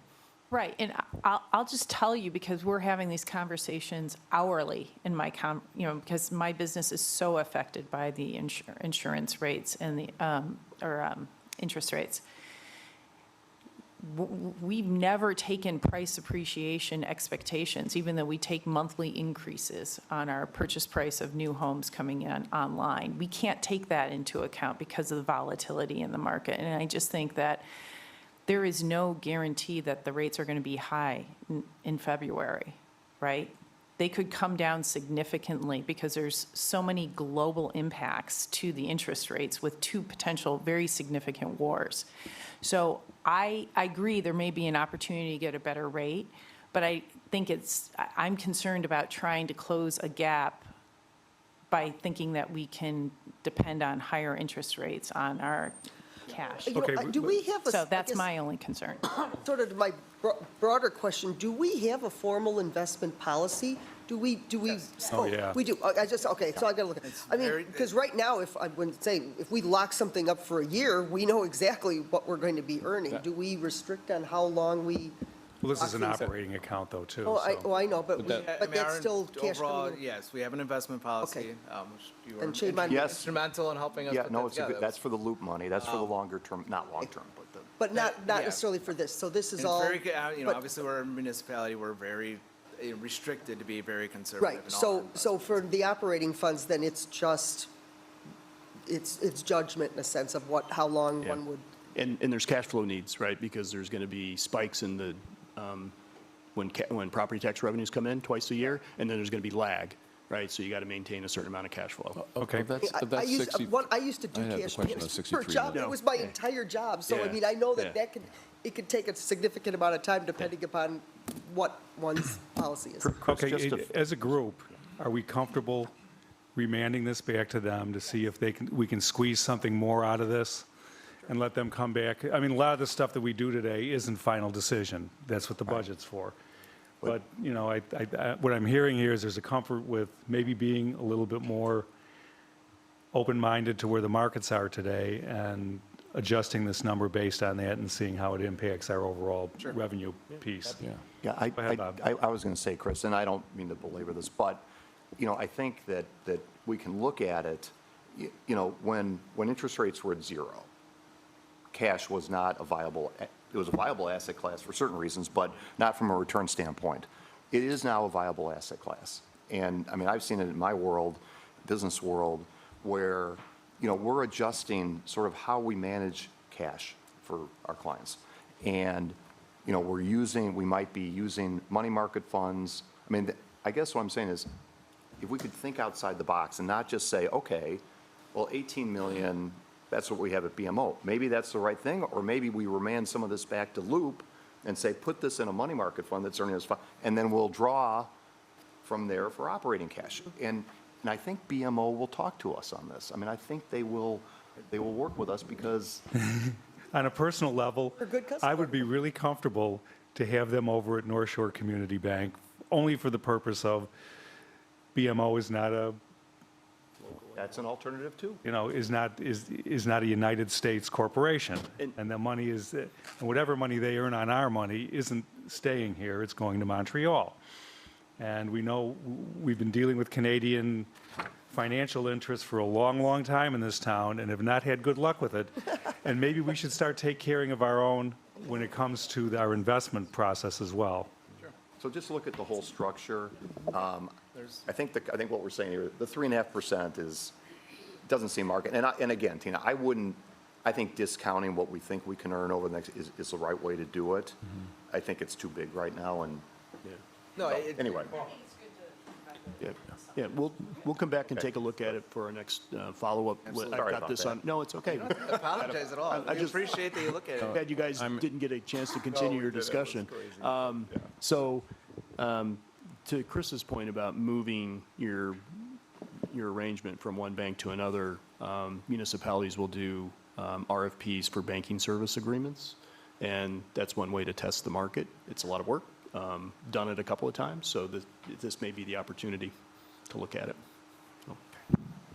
Well, right, because would you put it out to some of the, you know, Northern Trust, William Blair, right? They all, I'm assuming, have those sorts You of. need the full retail availability Yeah, too, so- and the way our utilities payments are, you know, with the lockbox services and things like that, so. Yeah. I'm happy to help. I'm in the middle of this with a big trust that I manage. Right now, we're in the middle of treasury ladders with JP Morgan it's significant. I'm not sure of that 63 million, how much has to remain liquid, but how much we can, I'm sure it is, yeah. Okay. Yeah. Thank you. We have some newer members on the board, too. I think we'll share the investment policy, our arrangement with Loop Capital that the board was apprised of before, our current agreement with BMO, and then we'll follow up on what we can do on interest earnings. Okay. Kind of one other unrelated question as we move on. The FEMA BRCMA stormwater funding, the grant that was applied for, that is in addition to what's currently out there, correct? Or is this, that FEMA, the 24.1 million? Yes. Grant, that's in addition to what's already been, That's a grant that's been applied for, and we're going through the process, hoping to get. as we look at saving $240,000 in interest? What is the likelihood of that? I mean, I guess that's my. Yeah, that solves a lot of issues. our first attempt with the BRIC grant wasn't successful. We're going back through it again. Yeah. So All right, I commend, 50/50. I commend you guys as far as time spent in return. Holy cow, that's it. So, thank you. Yeah, Tim has done a nice job of working with the FEMA representative, and I know Jim has jumped in on that too. We're over asking, but still within the parameters of what they think is acceptable. I have a couple of questions on grants. For the newly initiated to the village, what's our process for budgeting for grants? So to get in the next year's budget, we expect that we'll actually receive the money. So we have $7 million in the budget next year for the stormwater fund. We expect that to actually receive that money. So that would, So if that's like an approved grant, we're kind of already gone through the application process. If it's a smaller amount, we might have, so like for the electric vehicle grant, we have a project and we also have a grant revenue. That one, we have them both budgeted if it gets fully approved. If the grant doesn't get fully approved, We don't go. We'll hold off on actually doing the project until we know that the money source is going to come. Right. So we're not going to spend the money, the identified project for the grant unless we are, 100% certain. let me compare the difference maybe between federal congressional directed spending and state of Illinois capital grant. The $12 million grant from which we're scheduled to get $7 million soon, that was legislatively approved as part of the Illinois State Capital Bill with local representative sponsorship. We feel pretty good about that. There may be some lags here and there in getting part, but we think we'll get it all. The congressionally directed spending, well, if Congress stays open, then we'll find out, right? If they can actually do a budget, we'll find out. But that's not something that we're counting on at this point. And maybe these questions are for a different day, but if we look at the impact of receiving a grant for projects that already have been approved or need to move forward, right? The windfall is significant, as we all know. Got a bunch of questions, but just thinking through, the process of budgeting for grants when we go after them, understanding the impact on the budget. What happens when we do receive a grant that we weren't planning on receiving, or at least in the year that we were expecting it?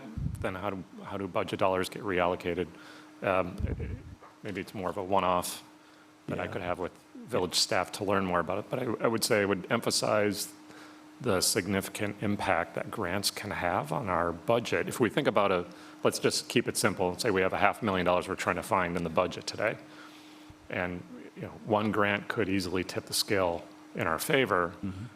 And I know there's a lot of emphasis and a lot of success in how we pursue grants, but that's just one area I think is a easy area where we can spend a lot more attention on. Yeah, and grants typically are going to be able to help offset the capital needs not operating.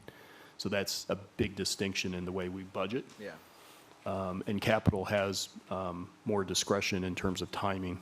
So as Tim was saying, if the fast charging EV grant doesn't happen, then we simply don't move forward with it. So there is a lot of ongoing monitoring to kind of get a sense of, is this a realistic thing or not? But in terms of the stormwater program, when you're in progress, we're working these channels and or ties to the state every month to make sure that these revenues come in on time. So simply put, we're budgeting for receiving a $7 million grant. If we receive 16 million, what happens to the difference? Well, So yeah, go ahead. we wouldn't, yeah, so that 7 million, we know that that's part of a $12 million grant that's already awarded. We know, like, for example, we're not going to get, if we get additional money, then certainly, or if we identify a future grant opportunity, and we go out, then at that point, we'll start plugging that in the future years. And I think you'll see when we go through the stormwater fund, you'll get kind of a better idea on how we budget, our long-term anticipation of grants and how we, we'll, that 24 million, for example, it's identified on the spreadsheet, but it's not included in the cash flow at this point. So we're not relying on it. We're not here saying, oh, the project's done, we're fully funded, we have this 24 million. Nor is it included in the levy. Right. Yeah. That's the big ticket right there. It doesn't change the levy. Because it's, The stormwater is being funded by a combination of borrowed money, grants. Reserves. And reserves. But we aren't levying additional money at this point in time or instituting higher rates on the utility fund to offset that at this point in time because we have cash. Right. So it really doesn't impact the 550 that we're talking about because it's a capital expense and the money's already in the fund. Yeah. So different than the charging stations, right? I mean, if we don't get that funding, there's like 100 and something that we budgeted of actual levy, right? Because it's an 80-20 split, I think, on that one, so there's $100,000 or so. And I don't want to be cavalier with public money, but $100,000 in this budget is kind of a rounding error, for the most part. It's still real money when we're looking for 550. Right. But at the same time, it isn't a significant amount, and certainly with, look at, when Brian comes to the table mid-year and he's got problems and issues, and we had to, front fund some of that stuff, it's the same idea, that it doesn't always save money on the levy, sometimes it's just a matter of shifting it from the fund balances. Right. But to your point about we budgeted, say, 12, and what happens if you get 16? I would love if that happened. That'd be a really good. But the state of Illinois will never do that. I mean, we had to fight like crazy to get the 12. To get an extra 4 on top of that, for example, would be unheard of. Thank you. Yep. thank you. Police. Please.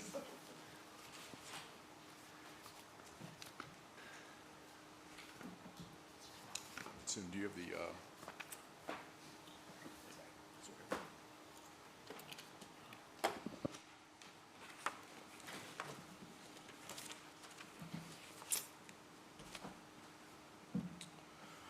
Good morning, Council. Good morning. Thank you for the opportunity to present the '24 police budget. If I could real quickly just acknowledge our administrative team that was a great help in putting this budget together for the presentation today. In attendance is Carrie Kaup, and 2 other personnel for us is Dylan Major and James O'Neill. So I wanted to acknowledge them before we get started. Recently promoted, Dylan. Recently promoted as of yesterday, Deputy Chief. Dylan Major, correct, which we're very excited about. Yes. So as we look at the organizational structure, there is no significant changes outside of one that I'll get into here in a second. There's 28 sworn personnel and 10 civilian staff. The one structure change that I want to draw your attention to was the updating of our social worker to a social services manager. That was a part-time position and it is now a full-time position. Just to reflect on some support on this, from 2020 with just over a 90 total caseload to 195 caseload in 2022 to now a 234 caseload in 2023, or excuse me, in 2022. So 90 to just over 195 to 234. So as you can see, the services are definitely needed, and it's great to have her on board. This adjustment now allows us to address many areas of mental health support for the community, for community members. It also provides peer support internally for the police department, and also assists with the agency in coordination to meet the Illinois mandate for mental health screenings that Village Manager Bahan referenced earlier, and the new crisis intervention training requirements for officers. This is in direct response to the Safety Act. So one additional comment that I'll make, sorry, I'm locked out. It's a nice image, though. Nice visual break. Sorry, I'm sorry about that, Council. So one additional comment I'll make here about the organizational structures. Although we've allocated for 16 patrol officers, we currently have 2 vacancies that we're looking to fill next year. And as you can appreciate, over the last few years, police agencies have seen a dramatic decrease in the application pool. To put it in perspective, last year we had a police applicant list of 15.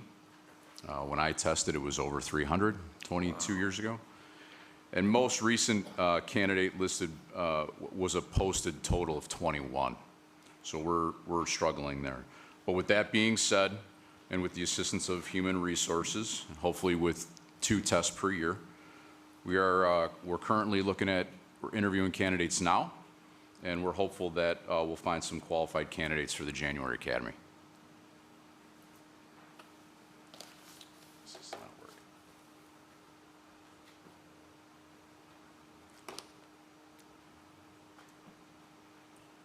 I'm sorry, not this is not working, and the advancement is not working.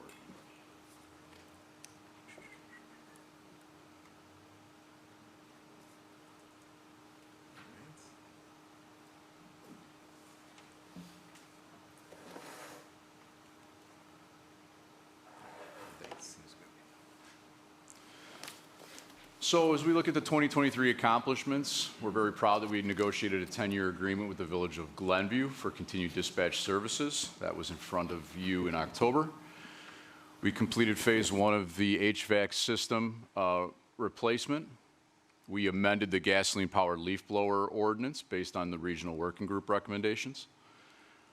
We are going to be implementing a pilot program for body-worn cameras next week, so you'll begin to see those in the community. And we promoted and hired personnel both in sworn and civilian roles. So looking to 2024, I am hopeful that we will be able to install the remaining license plate readers through the village. We're going to upgrade our squad car camera system. The squad car camera system that I'll be presenting to Council in December will be replacing a 10-plus year archaic system that requires all storage on a server-based platform. I will be presenting a change to a cloud-based program software that is integrated with our body-worn camera system. So all will be the same product, which will be a tremendous upgrade for our police department. Establishing a peer support program as part of the ongoing wellness program. Onboard new patrol officers, hopefully, and community service officers, and also promote a commander and a sergeant next year. So as you look at the 2024 police budget, is just under $8.3 million with an increase of 3.78%. As we look at the bottom here, the increases for salaries and benefits is $413,000. Our operating expense increase is just under $39,000. A big driver of this is the body-worn camera system. And then the capital expense decrease of $150,000 is the infamous HVAC project that some of you were at. That will be coming out of the budget in '24, okay? So for 2024, our key budget drivers are the replacement of 3 police vehicles. We've seen in presentations, this is a challenge to, one, find vehicles, and then the cost of them are increasing, not just for the police department, for many departments. The body-worn camera and electronic control device system, that was a $65,000 cost that we're going to be doing over 5 years, each year for 5. And then the purchase of the new squad car camera system at $27,500 that, like I said, we'll be presenting in December. And that would be each year for 5 years. And with that, I'd be glad to take any questions that you may have. I got one quick one. The technology you're putting in, license plate readers, all those things, I think it alerts us. Does that create more work? I mean, because you're actually seeing these things? I mean, I know from an outcome standpoint, hopefully you're seeing things that are happening. Is that actually providing more impact on your officers at night and increasing activity? Or will it be? Not to get into too much of the technical aspects of it, but we're able to create the hot list under the guidance of what was discussed under previous Chief Mark Hornstein about what was going to be alerted to, Yeah. if you recall that conversation. And so we are seeing activations on not just our Tower Road camera, but also neighboring agencies, Glencoe especially. So we are active on these when we see them. There were 2 incidents that were that we believe deterred a catalytic converter theft in our town. So hopefully working as expected. Correct. Okay. I just want to comment on a non-financial metric. I was excited to see that training is 5,800 hours, up significantly from 2 years ago. That's a nice metric for the community to know that we already know, but behind the scenes, you're all doing so much work to be trained in this challenging environment, but it's nice to see that on paper. Thank you. Keep it up. Thank you. Just one question on the whole body cam installation. This year, the expense, it says it's year 2 next year? Correct. But the budget's flat, isn't it? I'm sorry? Oh, no, I'm sorry. I misread it. Okay. Cancel my question.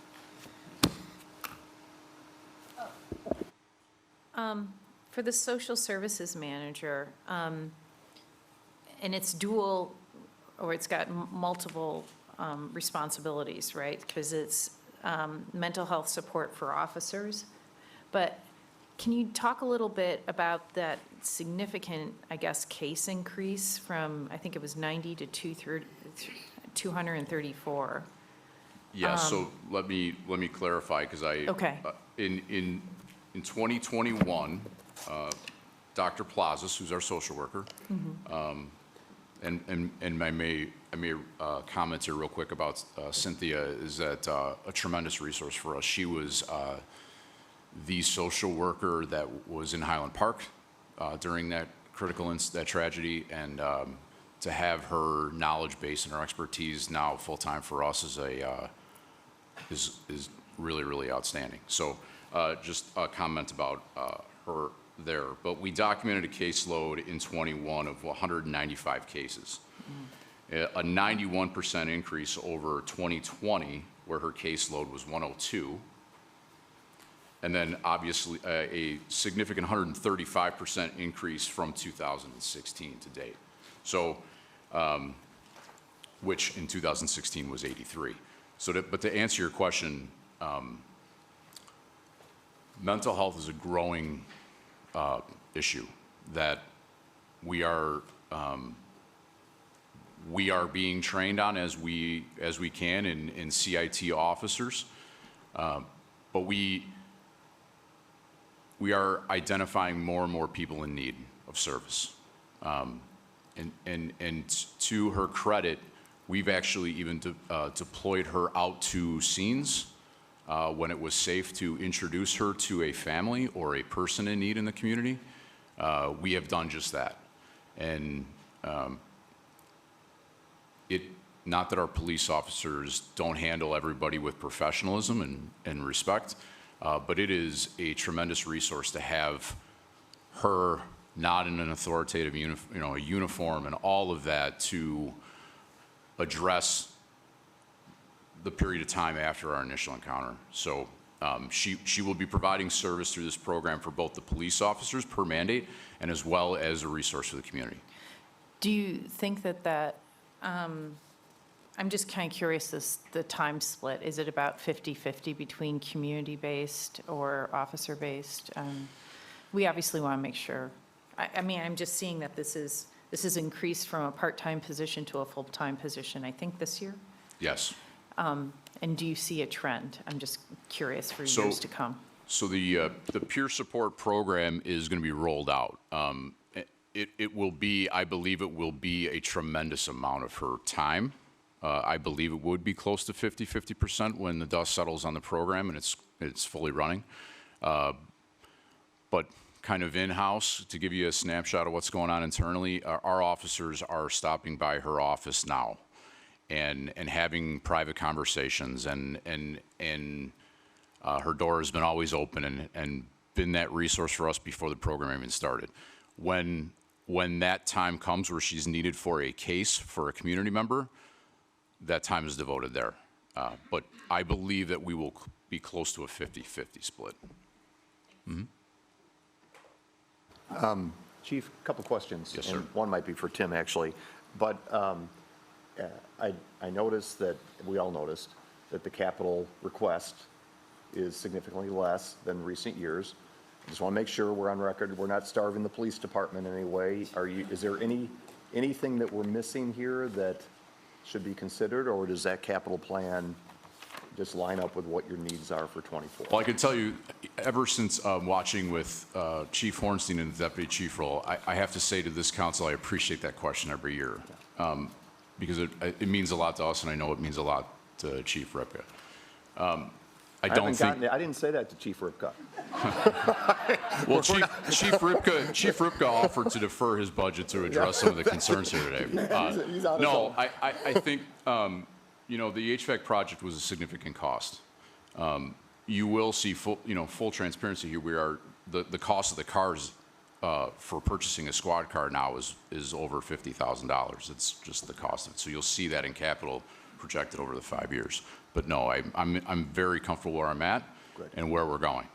Okay, great. And the training you mentioned is, that's an operating, that's great. We can't leave this conversation and with Chief Ripka either without talking a little bit about the public pensions, and maybe Tim just giving us an update. And again, I get a little confused sometimes between IMRF, rate of return discount rates versus our 6.75. So we are on, and I see the fund balance deficits for both the police and fire, and that's based on pension not being 100% funded, I believe. But these contributions we're making, if we go on this program, we are fully funded by when? Okay, so just a very brief primer. So the police and fire pensions are, the state statute is requirement of being 90% funded by 2040. So locally, our funds are, they've adopted a rolling amortization funding period. So instead of targeting a specific point in time like 2040, we're saying we're targeting 15 years out, and instead of being only 90% funded, we're targeting 100% funded. So the current amortization period is 15 years rolling, so next year it'll be 15 years, the year after that it'll be 15 years. It's a rolling amortization period to be 100% funded at that time. Okay, and the IMRF discount rate is what? IMRF utilizes a 7.25% discount rate. Our local pension funds utilize a 6.75%. Okay, and if we were at the IMRF rate, we'd be what percent funded versus where we are today? I don't have that number handy today. I can get that Yeah, number, but okay. I believe it's like a 5% jump. And I'm not advocating for that, Yeah. just to be clear on it. And the fact that we are now, that the state is managing our pension money for the public safety, we still, each community has their own funding program. Or is there any yeah, so talk there about is- a uniform funding program So across the public safety The funds? consolidated investment funds, they do put out their own actuary, but it's targeting that state minimum funding. It utilizes some different assumptions that the local pension boards, and we've kind of worked together, the village and the local pension boards, have kind of met in the middle. They came off some of their current positions. It used to be 6.25%, they went to 6.75%. For the fire, the state investment fund utilizes a 7.25%, and then the police, it's like 6.87 something. So we're kind of in the middle of where we used to be and where those consolidated funds are. Do the numbers for this year, are we about where the state recommendation is, or are we funding more? We would be funding more, it's not a state recommendation, it's a state minimum. So it's State not, minimum. it's not like a state recommendation, it's a minimum to be in compliance with the state. And we're doing a little bit more than that. We do a little bit better than that, yeah. And they specific. We're going to 100% rather than 90. Exactly, we're going to 100%, and we'll also use a little bit more conservative rate of return than what, they're utilizing in the investment funds. Okay, because a couple of years, we made an adjustment, as I recall. After COVID. It's meaningful. Yeah, after COVID and when that law was passed, we anticipated, the anticipation was that there would be this kind of consolidated actuary report at some point, and they're still saying that that might come at a future point, but it's not there yet. They're just simply running calculations of what the state minimum requirement would be. Okay. So we're still on the hook for our own actuary, or the pension funds are still on the hook for their own actuary and determining their own funding levels. And you'll let us know at some point what % funded we are. Yeah, I had that number just handy, but it's in the budget book on page, at the very end of your budget book, page 4. Sorry.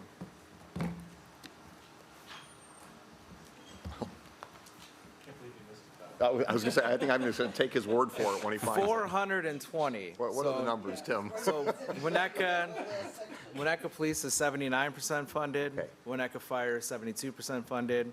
IMRF is 88%. Got it. Okay. So we're doing this year what we should be doing. That's the point. Yes, we've got, we did get off track with the pension funds. It made sense, I think, at the time that we did it and why we did it, with COVID and some of the pressure, and also the new law kind of making, seeing what that shook out. So that was a 2-year period, but now we're in alignment again, and I think that's the right choice to do. Good. Okay. Thank you. Any other questions for Brian? Thank you. Thanks, Brian. Rivka.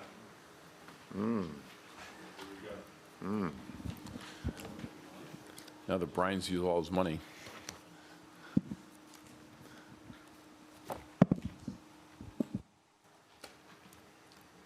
So thank you, Village Council, for this opportunity to present the fire department budget. With me today is Deputy Chief Hutchison, who will complete 35 years of service next year, and our analyst, Stephanie Wells, who has been a great addition to our team, and they were two very instrumental in putting our budget together and this presentation as well. So start with our fire department organizational chart. No changes for next year. 21 full-time firefighters split up over 3 shifts, covering 24/7, 365 coverage for the village. We have 3 admin staff, myself, Deputy Chief, and Stephanie. We have a unique position as well with our fire department of the administrative lieutenant. That's a position that is a floating position, in that if we are fully staffed, it's an administrative support position. But if we're short on shift for injuries, illness, retirement, anything, that position goes back to shift and gives us a significant amount of overtime savings by filling that slot that we're short. And then we have 4 part-time fire inspectors that I'll talk about a little bit more in detail in a few slides. Just recap our emergency responses. You can see for the last few years, we had the dip in 2020, about a 10% decrease pre-standard across the fire service for COVID. And now 22 and 23 are returning back to our normal calls for service, around 2,200 to 2,400 calls per year. Fire prevention, like I mentioned, we have 4 part-time fire inspectors, do a fantastic job for us, all very experienced inspectors. They're retired firefighters from other municipalities. These fire inspectors do inspections in Winnetka, but also in Kenilworth, and under contract IGA for Northfield and Glencoe as well. So they cover 4 communities. Some of our accomplishments for this year, we replaced our incident command vehicle. Previously, that's always been a fire SUV. We transitioned to a pickup truck style, just gives us more options with the vehicle, and moves the fire gear that was typically kept in the passenger compartment to the outside of the vehicle in a pickup truck. So it's will be put in service probably in the next month or so. We completed cardiac life support training for all department paramedics. We completed the final phase of our training tower. Some of you may remember we needed a significant amount of repairs. Our training tower, about $125,000. We did that over a 3-year phase. This was the final phase this year. We completed that last month. That was the cost for that was supplemented with contributions from Wilmette, Northfield, and Glencoe as well. Each contributed $25,000. We kind of switched our CPR program. In the past, we were just doing as people needed training, they would call and we would schedule it. That would be either village staff or residents. We now do a monthly training program where we have a preset schedule where people can sign up online and register for that. So that was a lot of work that went into putting that together. Now we have a regular time that those are completed. And we also started Stop the Bleed, which is a new hour-long program just on bleeding control, and we're rolling out to our government partners and residents as well. With the help of Human Resources and Village Manager's Office, we negotiated a new collective bargaining agreement that'll go through the end of 2026. Some additional accomplishments. I'll give a little bit of history on the fireboat for those that don't remember. So last year, the Coast Guard stationed 2 boats in Wilmette. They stopped staffing that position and no longer had a boat. So myself, the Wilmette chief, and Evanston fire chief saw this void in our lakefront protection, came up, try to see how we could resolve that. We found a boat that was available that we could use at no cost for 18 months to sort of put in a trial response, joint response for all 3 of our communities. We received $250,000 in grant funding to train our firefighters to be higher level boat operators. We put that plan in place this year, and I thought maybe we'd have a handful of responses on Lake Michigan. We had close to 20, and 12 of them, almost 15 of them were in Winnetka specifically. So we had some very heavy media coverage events in our town over the past summer, and we utilized the boat a lot during those. And we've had some positive outcomes where we had boaters that had overturned, or the windsurfers that we were able to respond and help them as well. So it's been a really successful venture for us. We coordinated National Incident Management System, Incident Command Certification Training. So we weren't able to have training classes during COVID, and a lot of our village staff turned over. So we trained 15 upper level village staff on the National Incident Management System. We did a 3-day class in September, and we're going to do another 2-day class in December and get all the upper level staff trained in that program. We completed the bid spec process for a new engine, which I'll talk about near the end of the slide, but the bids went out, and we're getting those bids back actually next Friday. And like I had mentioned previously, we do fire inspections for Northfield and Glencoe. We renegotiated that at a 12% increase effective in January. Some of our goals for next year, we're looking to replace our apparatus bay overhead doors. That's our capital project that I'll talk about in a minute. We're also looking to create a shared training officer position with other new Trier townships, another government where we're sharing a resource. So Wilmette, Northfield, and Glencoe are looking to share this new training officer. There'll be an employee at NIPSTA, because we're all members of NIPSTA, and that would be then detailed to our four communities. Assist with our training, our co-op training evolutions that we do on the weekends, and then recertification process for all firefighters. We're also looking to implement GMT funding for ambulance transports for Medicaid patients. So right now, when we transport a Medicaid patient, we're only receiving reimbursement for the amount that Medicaid allows us, which right now is under $200 for a transport. Joining part of this federal program for funding reimbursement, we can get actual costs. So we'll be getting close to 2,000 for that same, but we were getting less than 200 for previously. We don't have a lot of Medicaid transports in Winnetka, but anytime we can get, we're expecting probably close to $100,000 additional income for that. So that's a good thing for us. And then next year, we're looking to update our village emergency operations plan. We're due to kind of go through the whole plan and then recertify that with Cook County. And then either end of '24, possibly '25, we'll do a large-scale tabletop incident with all the staff that have been trained through NIMS and ICS, like I mentioned earlier. Fire department budget, just under $7 million, or an increase of $766,000. Most of that being salaries and benefits, $616,000. Operating costs of $175,000 increase. $33,000 of that is the fire boat, which we'll see when I talk revenue. That's actually a pass-through, and I'll talk about that in a minute. And then that training officer position is about $30,000 as well. And then our capital decrease for next year of $25,000, mostly because we moved our ambulance purchase out, which you're supposed to receive in '24 to '25. And again, I'll talk about that when I get to our apparatus replacement discussion. Real proud of this slide, just our revenues that we're able to generate with the department, just over 1.2 million. Kenilworth being the big driver of that, 467,000 next year. The Kenilworth Fireboat contribution, you'll see that in our revenue. It's in our budget as well, but I went to the Kenilworth Fire Board last month and explained the whole boat situation. We've actually responded into Kenilworth a couple times with the boat this summer, and they agreed to cover our portion of the boat. The boat is $100,000. We split 3 ways between our 3 communities. Our portion, obviously, $33,500, and Kenilworth agreed to cover that, and we'll then obviously do the maintenance. So that was a good thing for us as well. Unincorporated fire service, about $250,000, and then, like I mentioned, Northfield and Glencoe will pay us about $30,000 each for fire prevention services.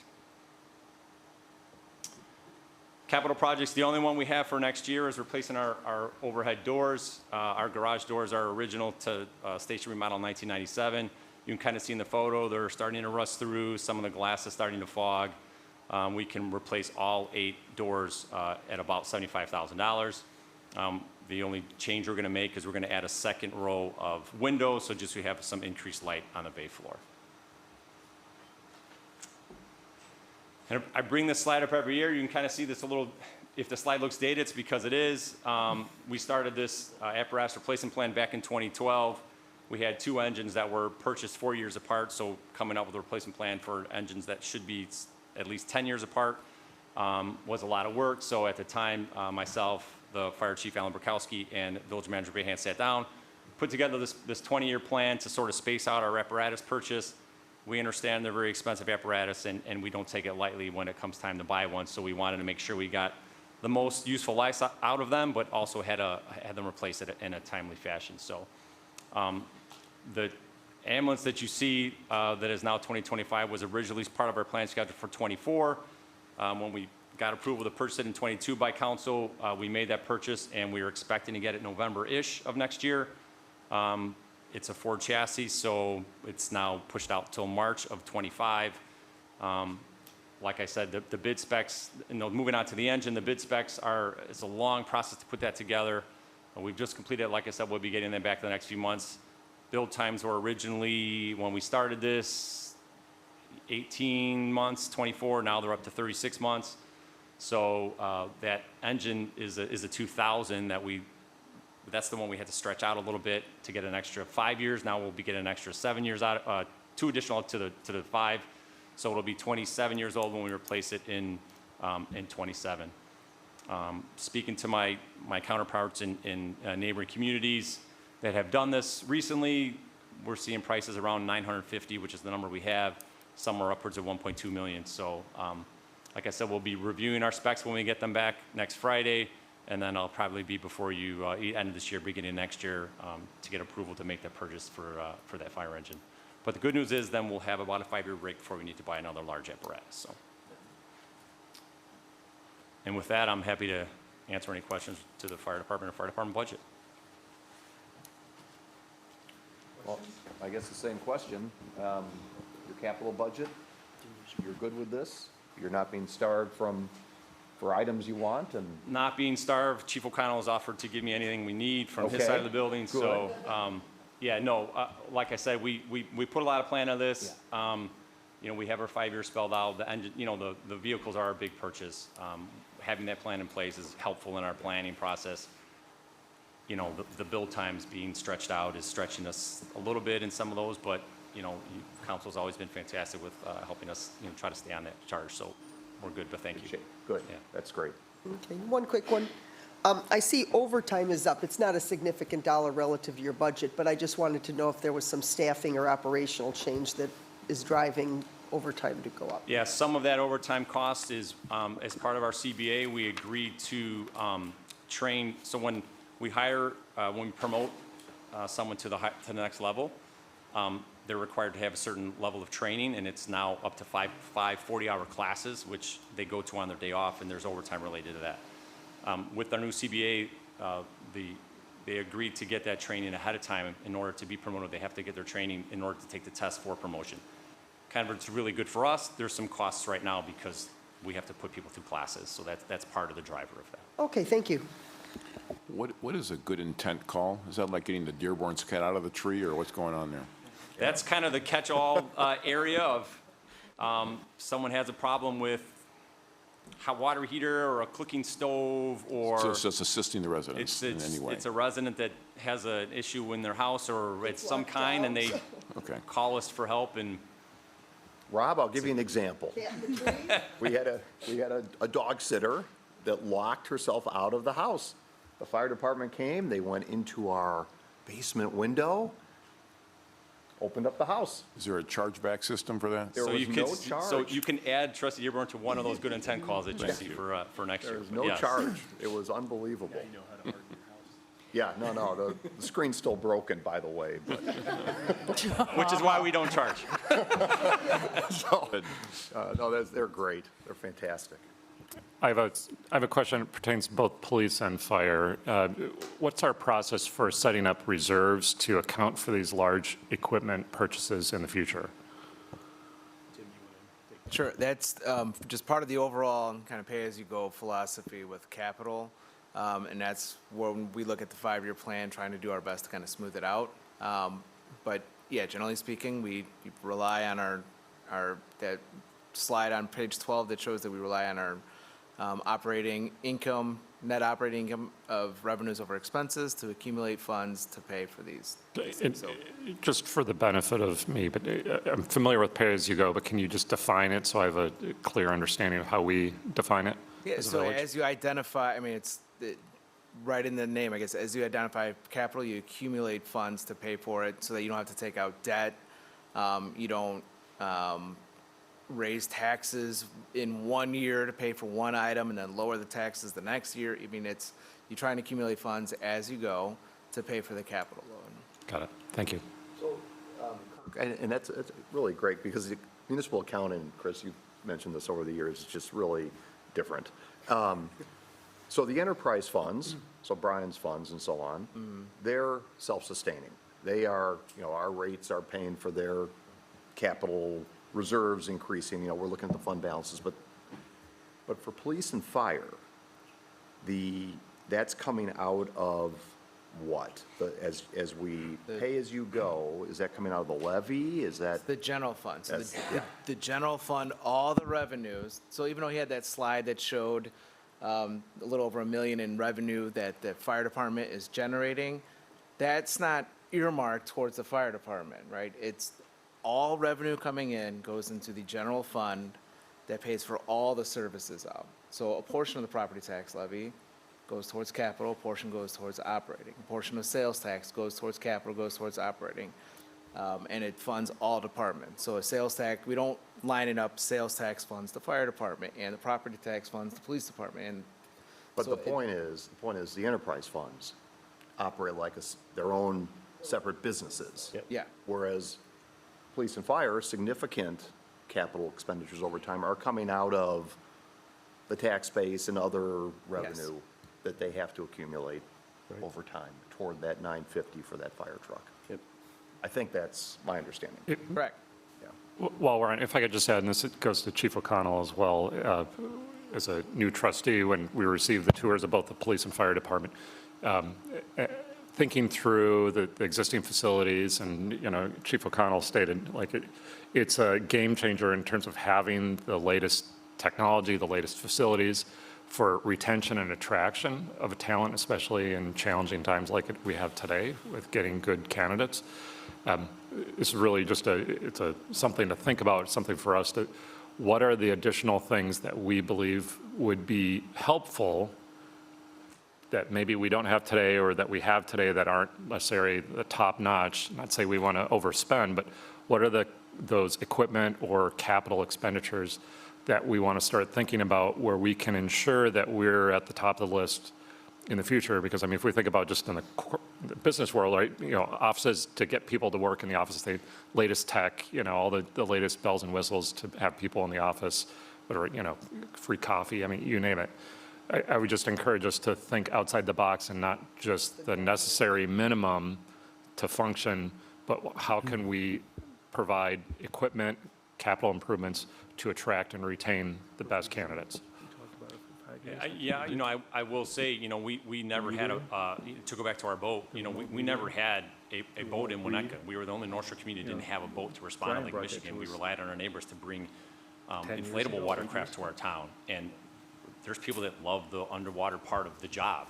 And one of our new hires is a certified underwater rescue person, and he was very excited to see that we had that option and were able to add that to our response, and that was a good part, you know, to keep him and lure him from. We're not that much different than police in that it's a challenging time to find people to do the job.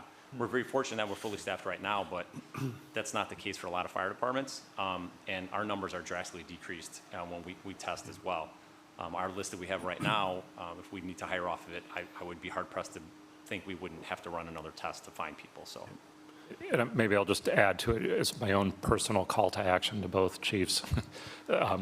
Thinking through in the future years, what are those investments that we should start thinking about well ahead of time, especially as we do the pay-as-you-go approach, to truly invest into top-notch equipment and facilities so we can be ahead of the curve. Because if it's not good today, maybe conditions will improve in terms of, you know, talent attraction and retention. But I think this might be a new normal, and we want to really think outside the box. Thank you. Yeah, thanks. Trustee Albinson, one other aspect to top-notch facilities and technology, my years of recruiting when I was in different positions for fire and police and other positions, you look at what are your pay practices, what are your benefits, how do you invest in your people in terms of not only the required training, but training that they may not find somewhere else, leadership development, promotional opportunities, what's the organizational culture like. We work very hard to maintain a good culture and ensure that, especially in fire and police, because they're not overly, you know, they're staffed appropriately, but they don't have a lot of depth, that we ensure that high performance is a culture standard that we want to attain to. I just had a quick question with the delays, and I think I just wanted to understand the equipment delivery delays, you know, being pushed out, I think both 2 years, right? Or Correct, yep. is that because of production, or is that part of we shaved 1.7 off the budget? Is Yeah, it it's production? just production, yeah. Okay. Yeah. And are we concerned about those delays? Do we think they could present, I know you maintain all the equipment really well, but it's not going to result in any unforeseen, you know, breakdowns or extra costs in that regard? You know, we're pretty diligent on maintaining our apparatus, and Fleet helps us significantly with that. I would guess we would probably incur some additional maintenance costs. You know, we just had to, on our reserve engine, we had to replace one of our intake pipes, $8,000. So there'll be, I'm guessing we'll, incur some of those costs, but, you know, that's why we have a reserve apparatus. So we have a reserve ambulance and a reserve engine. I don't think it's going to be anything significant other than those, you know, those maintenance costs that we'll see. But there isn't a whole lot we could do outside of, you know, we're kind of at the mercy of, all the manufacturers are all in the same ballpark, unfortunately, so. Okay, thank you. Sorry if I could hop back on the bandwagon here. Again, part of my process of just getting up to speed with how village government works and getting the tours of police and fire. And I'm really, this is coming from me as the novice here, but thinking through like wanting to empower village leadership and both chiefs to be in a position to take advantage of any cost savings or opportunities that might present themselves when these equipment purchases coming up. I know we recently went through this with the opportunity to get a better pricing on the garbage truck. And I would just, it's probably already in place, but I would hope that we're already thinking ahead for these major equipment purchases and sort of give them free rein within, trying to be as opportunistic as possible. So if there are opportunities to, if there's a chance to, like we got with the garbage truck, there's an engine that comes available that might be at a better price, but we're locked into a certain budget year.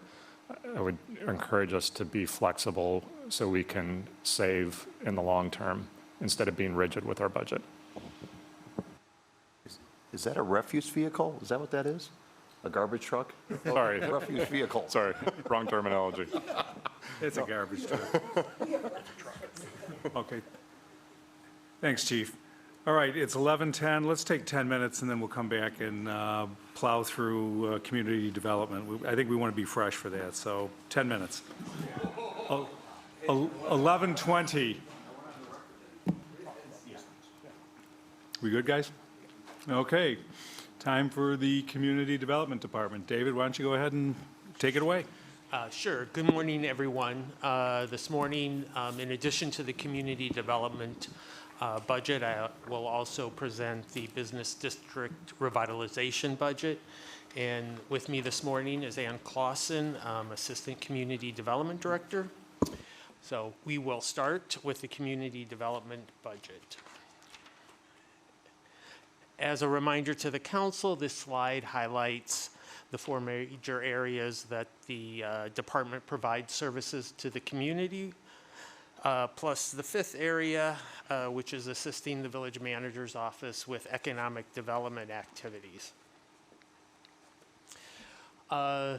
The department currently has 7 full-time positions and contractual staff, and I'll be talking a little later about the additional part-time staff that is in the budget.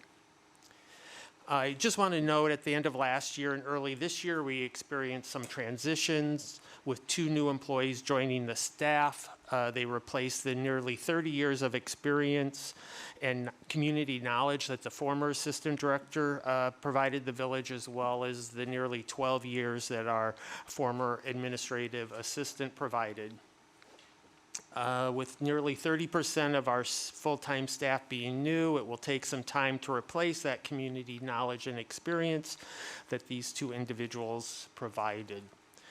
Regarding contractual services, we will continue such services with Safe Built, who provides us building and inspection services. The council just renewed their contract at your last meeting, and will continue with food safety inspections provided by health inspection professionals. I would like to note the incredible work that the department staff does interacting with the public. During a year, we will have nearly 4,000 individual interactions with customers at our front counter, and we respond to approximately 10,000 phone calls coming from outside of the organization and the many more from within the organization. And that does not include the thousands of emails that we handle during the year. A significant amount of the overall department's interactions with the public are by our front counter staff, and we greatly appreciate their efforts, and I greatly appreciate the efforts of all staff as we deal with this daily public interaction while also doing all of our other responsibilities that we provide the community.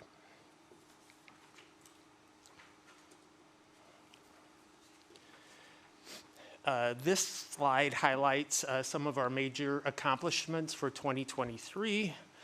We provided support to the engineering department as they guided the construction of the Phase 5 streetscape project. We assisted the Plan Commission and the Village Council with the adoption of the new comprehensive plan. In collaboration with the village manager's office, the village attorney, and the engineering department, we have assisted the village council with the consideration of new lakefront development regulations. We assisted the Landmark Preservation Commission with its consideration and approval of the village's first 20% maximum building size bonus for the significant property at 615 Elm Street. And in a joint effort with the village manager's office, the engineering department, and the water and electric department, we facilitated bringing the council's vision to life of repurposing the old service station site at 93 Green Bay Road into a new community gathering space centered around the new Tala Coffee Roasters, which is planning to open this month. In 2024, we plan to continue to work on implementation of the comprehensive plan recommendations with a focus on zoning code updates, continue to work on implementation of the downtown master plan, working on such items as concept plans for the Hubbard Street area and the Indian Hill area, as well as concept designs for the post office plaza. Continue to facilitate redevelopment of the One Winnetka site. Also, the village currently uses the 2015 International Code Council Building Code Series as our building codes. The Code Council issues new ones every 3 years, and they will soon be releasing another new series. So in 2024, one of our goals is to work in conjunction with the fire department to bring to the council for your consideration the adoption of a new code series. And we will continue our daily work, which includes continuing to assist the boards and commissions, which are 5 of them, that the department provides staff support. The 2024 budget has an increase in planned expenses of approximately $342,000 over the 2023 budget, or a 19% increase. And I'll go over the budget in more detail in the next few slides. Regarding expenditures for next year, salaries and benefits will make up 52% of the community development budget. The budget includes funds for a new part-time staff person to assist with administrative functions, to provide the staff with the relief they need to continue to provide the exceptional customer service and to work on projects that often get delayed, such as moving to a more digital building permit system. In terms of services and supplies, legal services accounts for 14% of the overall budget. The retainer for legal services provided by Elrod Friedman for the entire village is included in the community development budget and is approximately $213,000. We've also budgeted an additional $70,000 for items not covered by the retainer. The remainder is for legal notices and recording of approval documents. And then third-party services accounts for 27% of the budget, which I'd like to go over with you in the following slide.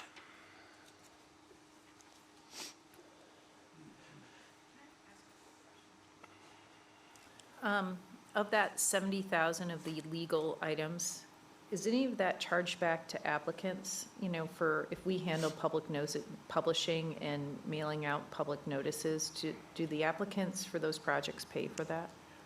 As part of their application fees, they'll pay for notices and the recording of documents. Most of our applications, they don't pay for legal services. Some basic legal services are included in our retainer. For larger projects, like a planned development, they do pay for the cost. Okay, that's what I thought. Okay, thanks, sorry. But for a smaller variation, that's included in our retainer. In terms of third-party services, the amount budgeted for Safe Built remains at $200,000. We have budgeted an additional $200,000 for additional Safe Built services related to the One Winnetka project. This includes both plan review and inspections, as well as for a plan compliance inspector to regularly monitor the site for compliance with the approved plan development, as well as our construction site management standards. And the other item I'd highlight under consulting services is we budgeted $75,000 for comp plan implementation items, which we hope to get to next year related to code work. In terms of permit revenue, we project for 2023 that revenues will be on target with what we had budgeted at $1.75 million. For the 2024 budget, we are projecting $2.32 million in building permit revenue, which is an increase of $575,000.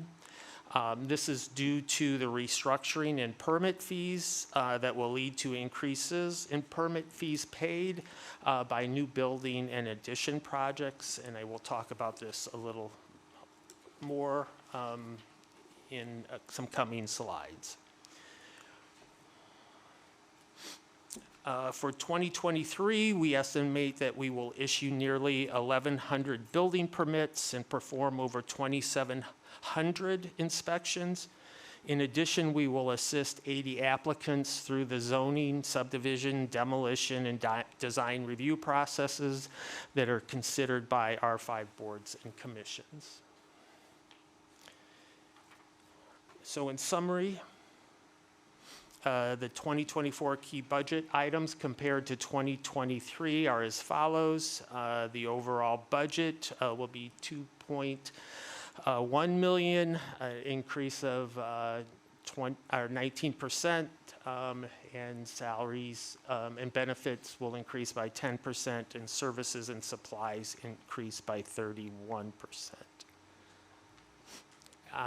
Here I'll stop to answer any questions over on the budget before I move on to the building permit fee. On this slide, the 241, a portion of that is it my understanding that a portion of that is the Safe Built services for One Winnetka? Correct. So that'll be reimbursable. Okay, so it's in there now. That's all a timing issue. Yeah. That's not directly reimbursable, as Tim was talking about before. All our building permit fees go into the general fund, and then they're distributed, and those revenues are distributed annually, but they will pay permit fees for the project. I'm talking about the specific on-site, Inspection compliance, yes. The compliance component that you showed us on the other slide where they were $193,000. Yeah, so part of that is for standard building and inspection services that would be required for the project, and then there's a portion that would go towards the, portion of that is for the plan compliance inspector that they will contribute towards in addition to their permit fees. So just so I'm clear. Sure.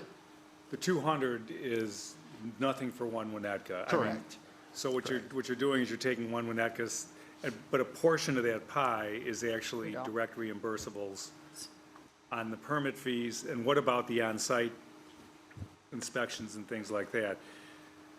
I thought it was my understanding that those were going to be reimbursed or paid by the developer as part of their development agreement? Or have we not gotten there yet? Yeah, you want to take. Hold on. It's, yeah. Oh. A jump here. Here, use mine. Yeah, mine started doing that, so she took it, go work on it. Sorry about that. So we're in the process of negotiating that right now. And I would say of that 193,000, we could be looking at somewhere between 30 to 50,000 for the compliance inspector that's different from planning, the inspections that would happen for, like electrical, plumbing, that sort of thing. So it's not final yet, but if y'all want to provide some feedback, this is a good time to do it. Yeah, okay, so I'm going to jump in with some feedback, because I've said this before. When we go into a new community and we build a ton in Naperville, we're essentially we're reimbursing the municipality for all those extra resources. So whether they need to hire more planned or more part-time staff or outside staff, and legal fees also, because they have their captured law firm. Yeah, there's an escrow account set up to reimburse us Okay. 100% for legal. Okay, good. But this concept that, I don't want to create a chilling effect for One Winnetka. I don't think anybody wants to over the reimbursement of fees, but, a healthy, it's going to tax the resources. It will affect the services, the level of service provided to other residents on other projects. I do think some sort of reimbursement on fees at a higher level is appropriate. We were trying to isolate the number of hours just for the compliance inspector in the development agreement. But So- when they come in with their construction documents, and it has to be reviewed, and, if we need to, do we use Safe Built for that? Yeah, so, Full reimbursable is what you're suggesting, or? it's up for discussion. I don't want to create a chilling effect, as I said. I don't want this to be the tail that wags the dog of whether that project actually gets built. But I do think that, that we should be having the growth help offset the cost of situations. But that's my personal opinion. So Tina, you're saying, and Chris, you could weigh in on this, obviously, you're saying that standard operating procedure for new development, or commonly, there's a reimbursement program for direct expenses related to the project. On Some, large-scale subdivision projects like Pulte does. Yeah. And sometimes, I'm sorry. It's okay. And sometimes on smaller projects, there will be an expectation. Certainly, the legal escrow has always been a component in just about every community we work in. Given, well, I don't want to go down that rabbit hole. so there's two ways of handling it. You can increase the permit fees for certain types of projects. Which is So a really good segue. for planned development, right? Yeah. You could increase it, or you could, because we don't have this, and these are, not every day, every year projects. They're larger projects that require a lot more time and oftentimes specialty, right? In terms of that's going to be probably a steel concrete structure. It's going to have different levels of review. It wouldn't be out of the ordinary when a project like that goes into a smaller community, that a greater share of the cost to review it is actually paid by the developer. But again, I don't want to create the chilling effect. I don't know where that line is. There are provisions in the development agreement being negotiated that include reimbursements for the on-site inspector and things of this nature that are lump summed, but approximate what our expenses, our incurred expenses should be for that. So there is some of that, but I just wanted to make sure that my bigger thing was that, this large increase in the community development budget, that a lot of it is being recaptured through fees and permits It's and the because of likes. the One Winnetka project. Right, okay. So, but David, is that so just for the budget itself, what amount is being charged relative to One Winnetka, and is the offset coming through the budget? So to your point, Chris. That's what he's going to do next. But of 193,000 of Safe Built, how much of that is actually net cost to the village? The reimbursement is coming through elsewhere in the budget? Through the permit fees. So under our current permit fee structure, their base permit fee and plan review fee, it's based on square footage, would be $317,000, their permit fee.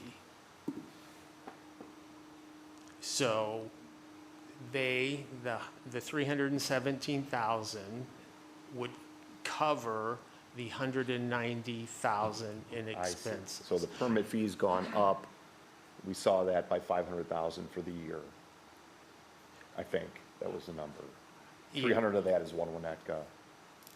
Cost to One Winnetka, 200,000.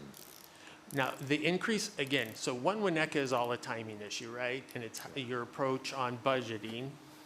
The increase in revenue does not include the One Winnetka because we don't know exactly, well, It's a we're timing question. planning on it, right? I see.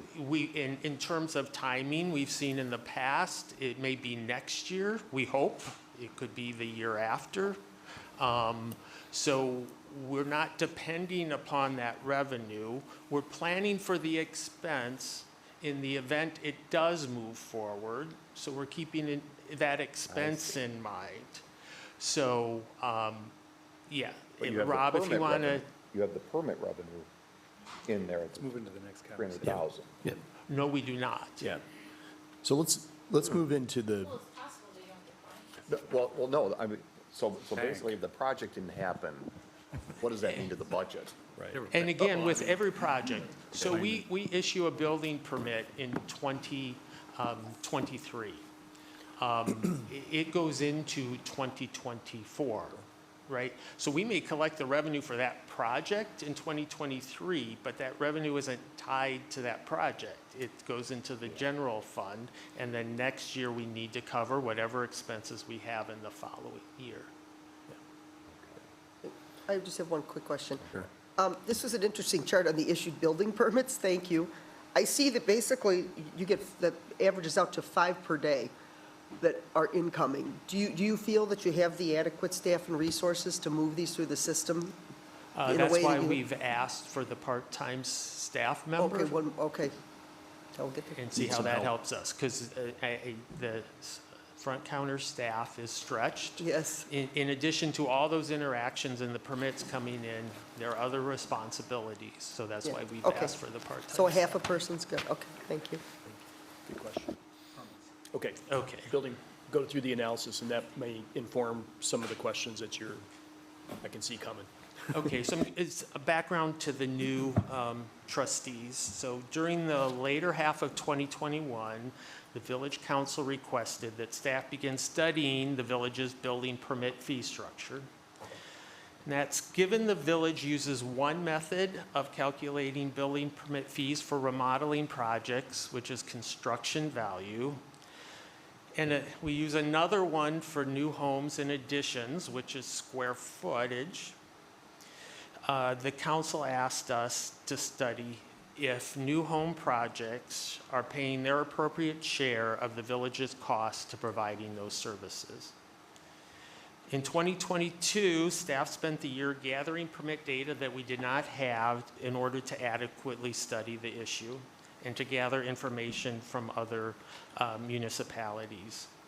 This year, we then studied the data to determine if we should adjust our permit fee structure for major permits. And if so, how should the fee structure be adjusted? And what would be the impact? Today, we plan to present what we learned, and we recommend that our fee structure be adjusted to convert all major building permit fees to 3% of construction value, which is the current approach used for remodelings and for most additions, as additions almost always have a remodeling aspect and thus are generally treated from a permit perspective using construction value. So a little background on building permit fees. So communities will typically use 3 approaches to calculate permit fees. Construction value of a project, square footage of a project, or a flat fee. For major permit types like new buildings, additions, remodelings, and whether it's for residential projects, commercial, or institutional, communities will generally use construction value or square footage or a combination of the two. These approaches are used as a relative measure in terms of a construction project's demand for building permit-related services. In addition to a base permit fee, a community will also charge a plan review fee. This is often based on value of construction, a percentage of the base fee, or some flat or hourly rate. In addition, communities will charge other fees depending upon the project. These fees tend to be a flat fee based upon the type of a review or service provided. The column on the left are additional fees that we may collect on a project in which many other communities also collect. And on the right are additional fees that other communities may collect with a building permit, but we do not specifically collect. And I'm going to come back to the issue of additional fees a little later on. So currently, as I stated, we currently use construction value or square footage to calculate the base permit fee. As this chart indicates, we use 3% of construction value for remodeling and alterations. And the village code sets the additions and new buildings at $1.60 per square foot. Again, as I noted earlier, given that addition projects often also include remodeling of existing space, construction value rather than square footage is more frequently used for addition projects. As this chart indicates, nearly all North Shore communities use construction value for calculating base permit fees. The only exceptions are noted in the lighter blue. Converting all major permit fees to value of construction will bring us in line with what property owners and builders are experiencing in nearby communities. This slide contains additional information that supports adjusting our current fee structure. Let's first look at the bars farthest to the left, which are for new single-family home projects. New single-family homes generate approximately 30% of the total base permit fee and plan review fee revenue that the village currently collects. And that's represented by the gray bar. However, new single-family homes account for almost 55% of the estimated improvement value of major permits issued, the gold bar, and then the green bar, which is total square footage of major permits issued, is they're 59% of the total. As previously noted, the base permit fee for remodelings in nearly all addition projects is based upon estimated improvement value. The second set of bars for such projects show that remodeling and addition projects account for 59% of the total base permit fee and plan review fee revenue the village collects, again, the gray bar. However, those projects only account for 38% of estimated improvement value and 37% of total square footage. Based upon this data, an adjustment to our base permit fees appear warranted.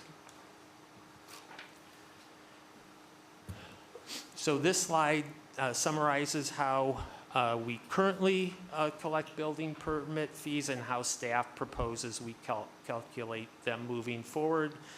And basically, that's converting everything to 3% of construction value. Just to note the significance of the base permit fees, the base permit fees account for 60% of our total building permit revenue. Approximately 18% comes from demolition permit fees, and the remainder, 22%, comes from a variety of other permit fees. Given the variety of additional fees a community may collect, including ourselves, we have prepared a couple of scenarios to compare our current building permit fees and the proposed change in fees with the fees neighboring communities collect. This was put together after sharing these scenarios with the other communities and talking with their staff members. The following slides will show the difference between the current permit fees and the proposed permit fees for each of the three project scenarios. And in this slide and the next two slides, the bars represent current total fee amounts collected by each community. And the information in the blue box indicates what the fee amount would be switching to all major fees calculated at 3% of construction value. So this first scenario is for a minor remodeling project, in this instance, a kitchen remodeling project. As a reminder, a remodeling project is currently based on 3% of construction value, so under the proposed fee structure, the permit fee amount would remain unchanged. This next scenario is for a major home remodeling project. Again, under the proposed fee structure change, the base permit fee would remain unchanged as we would continue to charge 3% of construction value for remodeling permits. Also, as noted here on this slide, we have excluded any fees we charge for upgrading electrical services from our analysis, as we are the only community on the North Shore that has its own electric utility. Our next scenario is for a new single-family home. As you will note on the graph, with our current base permit fee of $1.60 per square foot, we are slightly below the average of the 8 communities in our study. Converting the base permit fee to 3% of construction value would increase the total permit fee for a new home from nearly $30,000 to $50,500. I would note that given nearly all new homes in Winnetka occur in conjunction with a demolition permit of a demolition of an existing home, we have included demolition permit fee amounts or demolition tax amounts that each community charges for a new home project. For Winnetka, our demolition fee is $16,000.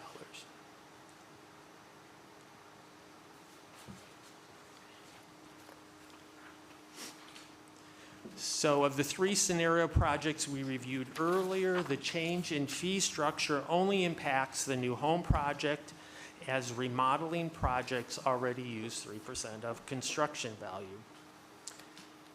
Though the proposed change significantly increases the total building permit fee for a new home, it would bring it in line with the relative rates that remodeling projects have been paying. I do just want to note that this 50% increase is related to this particular scenario. So I just don't want you to extrapolate that. Some projects increase will be more, others will be less, based upon their construction value.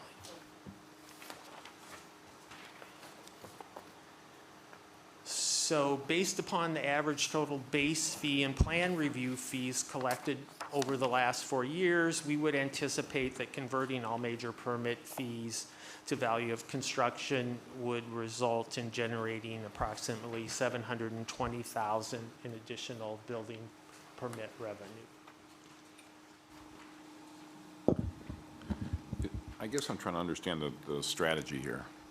Let's finish. Okay, There's a few more slides and we'll come back. great, thank you. As noted earlier, the village also collects additional fees with a major permit project. This is a list of the most common additional fees we charge. With the proposed change in the base permit fee structure, staff would recommend that these additional fees no longer be collected with major building permit projects.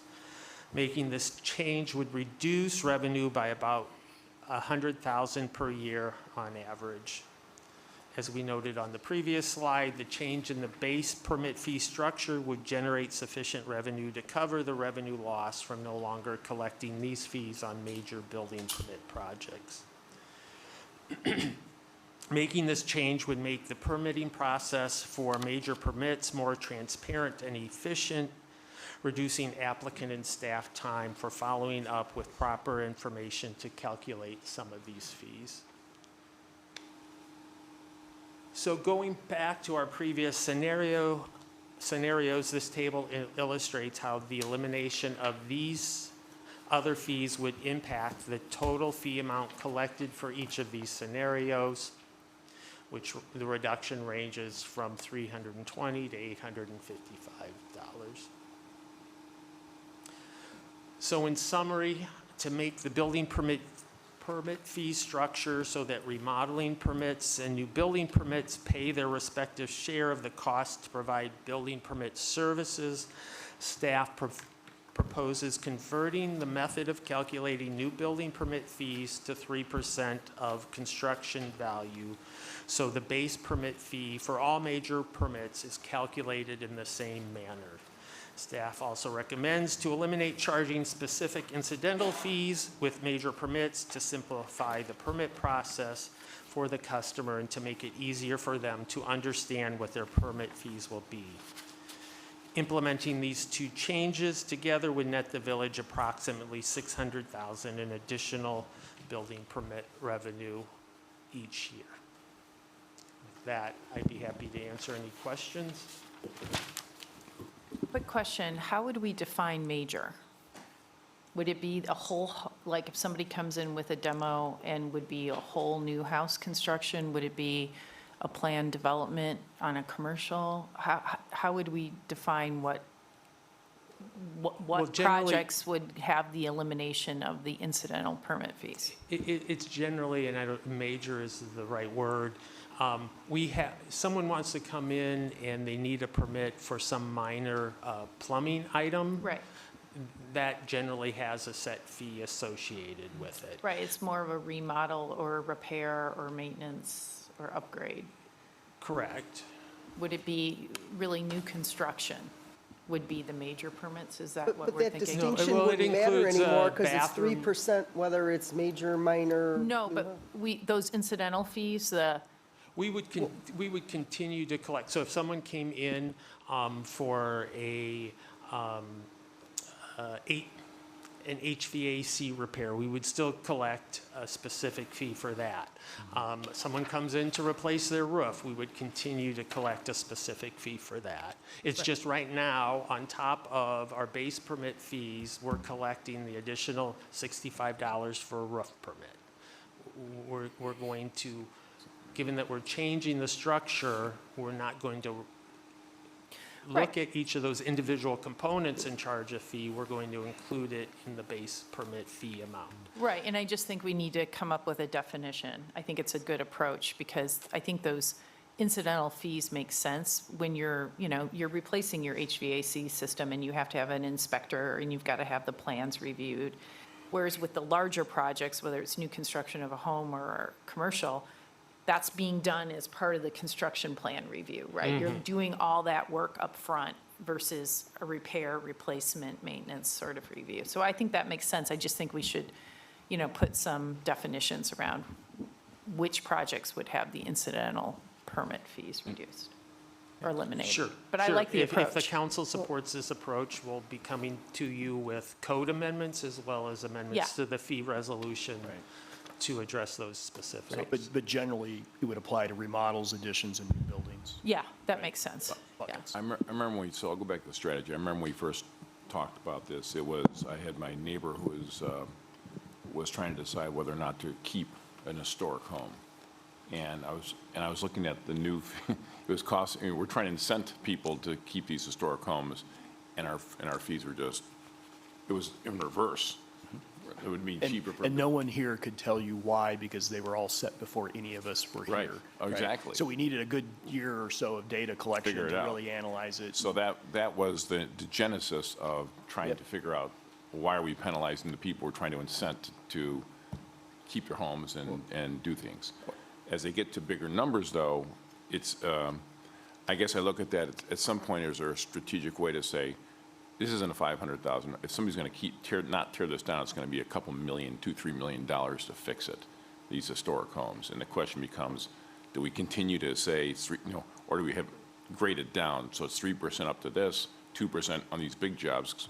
Otherwise, we're trying to still incent these people. That's why I'm looking at the strategy of what we're doing. Right. I'm not as worried about collecting the last dollar from our residents that are trying to do the right things. So this strategy was trying to, first of all, deal with whether we were charging appropriately for Right. new construction. Absolutely. So that's the primary recommendation. Now, whether you want to look at scaling remodels or additions at a lower construction value, right, then we have to toggle the impact on the fees, because that'll impact the overall revenue needs of the general fund, if that makes sense, right? Because Right. it's all there. Right. So, for example, if you were to go down, say, 0.5% for everything other than new construction on construction value, you reduce revenues by over $150,000. Yeah. And then we'd have to figure out how to balance that on the expenditure side, or look at other revenues. To use Tina's phrase, I don't want to chill people from taking on these big projects by continuing to overburden them. But I think they're already paying that 3% on those They are. projects, They are. right? And I don't know, And we're not completely out of the ballpark when you saw the Right. survey. and then we are also added the historic bonus, the 20% historic bonus. yeah. Yeah. Yeah. Well, That incentivizes people to get a greater square footage than they, to modernize their homes. But I get your concern that They you get don't more want to. function. they get more square footage but not a cheaper permit fee.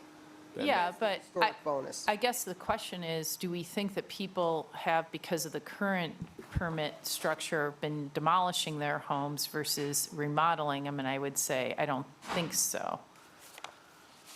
I think there's, Today, if you remodel, it's a lower fee, right? It wasn't. no, it No, was 3% of construction value. Reverse, yeah. Right. Remodel an Yeah. existing home. Yeah, it was the reverse when we Yeah, first so- started this. So we were I mean, you could argue, I'm not saying this because don't quote me, but you could say you were undercharging the burden of plan review for new construction, and that the people going in, if you were going, because we're now saying everybody will look at a 3% of construction value, remodel and new construction. Previously, it was only remodel. Right.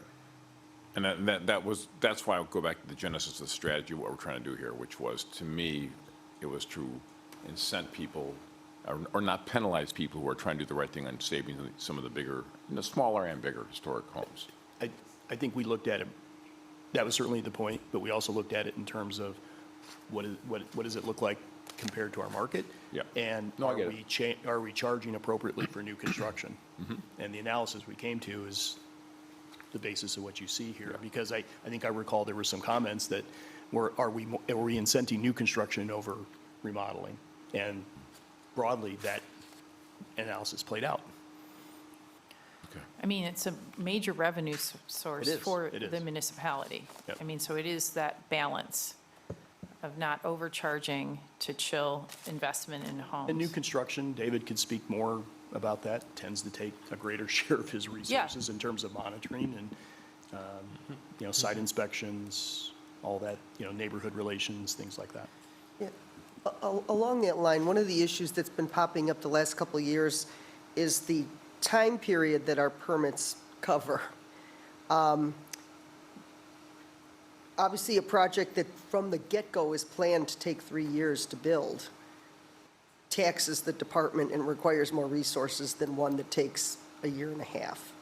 So on one hand, I see just a flat 3%. You'd say, okay, if it's a $10 million house, 3% is, we're getting a bigger fee. But that doesn't fully take into account, I would think, the staff time, the wear and tear on roads, et cetera. David, can you talk about the extension Yeah. fees? Yeah, Yeah. so that everyone knows, our building permits are good for 15 months.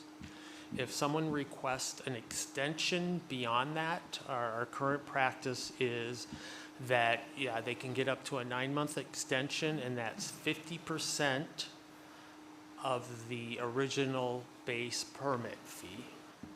So if the original base permit fee was $20,000, to renew it for 9 months, they have to pay an additional $10,000. And those. And I would those say are gonna- that's a short period, given the current Yeah. labor shortages, right? How many projects do you think come in requesting an extension? Because I've got to believe 15 months is tough on a custom home. Putting COVID aside, because COVID threw a wrinkle in the. No, but I would say it's not supply side, it's really labor right now. I And mean, that's what we're of seeing. recent, they've come in later. I mean, they've taken longer. Before now, it was mainly the very large projects. Most of them could be accomplished in 15 months. David, and really good point on incentivizing things we want to incentivize. Would maybe splitting the baby here a little bit be for those homes that are historically significant that have applied for, and we haven't had that many, the excess GFA, whether it's 0 to 20%, whatever, would it make any sense for those properties, there wouldn't be that many, to incentivize that activity by reducing the permit fees on those properties? Would anyone have an appetite for that? I mean, you know, there are a lot of homes around that are not historically significant. You remodel and, okay, you remodel them, they should pay we should pay the 3% if we do that. Yeah. But for those that are deemed historically significant, that are going through the process of sort of overtly saying, we're not going to tear this house down, we're going to remodel it, we want a little extra space to do it, would it make sense to? So you tie those together. Tie those and then together They would get at not only the least. 20%, That would be but the key, Bob, Yeah. is tying them together. Tying them Because together. otherwise, you're going to have everybody showing up with an old house saying, mine's Right. significant, Correct. give me the reduction. Would you go down to like a 2%? I don't know what the number is, no, but maybe no. that's where the Maybe a incentive. half a Probably would. point, I Yeah, don't know. 2.5. I probably would. I mean, you know, there's so many theories about preservation of historic homes, right? Because there's some homes, even if they are historically, I mean, you do have to go down to the actual studs, and some of the foundations aren't worth saving either, because, you know, that's the other issue. A lot of the homes that are historic are built on brick foundations. So there's a lot of extra costs in preserving those homes. So I would get behind tying somebody who goes through the process, through the Historic Commission, to reducing that fee, because it's also a time and effort Yeah, that probably few people. 2.5 Will sound do. good? yeah, I think that's a good I would, idea. I would We absolutely. need to I would look, just like to note, there is an expense to go through that process. We require an HAIS, and that can cost an applicant from $3,000 to $5,000 to have that study prepared by an outside consultant. So there will be some savings, but I just want to tell you, there's the time and expense to go through that process. so to the point, how many homes, We've had 1, 2 have gone through the process. Others have decided to, they've been more minor, and they've decided to go through the variation process. so I wonder though, because maybe to your point, because it's such a time and cost, they have to make that investment up front. If you gave them the carrot of reducing it to 2% construction value, it might incentivize more people to make that choice. I agree. Especially given what you just said about the HAIS. I agree. I think that's why I go back to the strategy of what we were trying to accomplish with this. But you are absolutely right. As I watch the construction next to me at a historic home, they realize, or when they dig in, it's like they probably had to spend 40 to 50% more to do it right. Yeah. Yeah. Than they thought. I mean, David, would that, I mean, just based on the activity to date, that would not affect these numbers that much. It might incentivize 1 or 2 more or whatever. I think the 2% probably would make some sense. Yeah. As a Agree. statement. Well, we could try it for a year, Yeah. right? And then we could revisit it next year. I'd Once do we it. see how many people Yeah, because take advantage of it. like at 2.5% on $1 million construction project, it basically breaks even after the cost of the HAIS. Yeah. So it would have to be a little Yeah. bigger carrot, I think. Definitely, 1.5% to 2%. Okay. We should market it that way. Yeah, market them together. Here are the incentives, To do this. GFA incentive, fee incentive. Yep, Right, that'd be great. okay. So as a group, are we good with 2? Yeah, I'm fine with 2 1.5 with to 2. the 20% GFA. Next? We're done with the, so we're, What do we do after 24 months? After a 15-month and a 9-month extension? What do we do for the next year? then been a few another of 9 those. months, or however 5-year long one. in the 50%. Oh, okay. Then they do another 9-month and another 9 months? At some Yeah, point, they gotta well, say what we no. try to do during these extension periods is try to identify how can we minimize the further construction of the project on the neighborhood, Oh, okay. and try to identify what may Okay, they 'cause need to, most what of it can would they be can done by then. get done on the exterior to try to minimize the impact on the neighbors, but it becomes, some of these projects, just because of their complexity and size, will take longer than 15, some 24 months. Okay, thank you, David.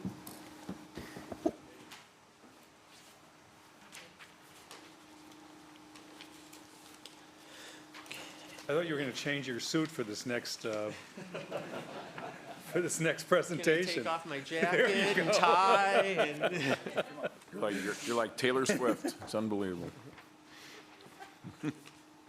Okay, moving on to the Business District Revitalization 2 Fund. daughters.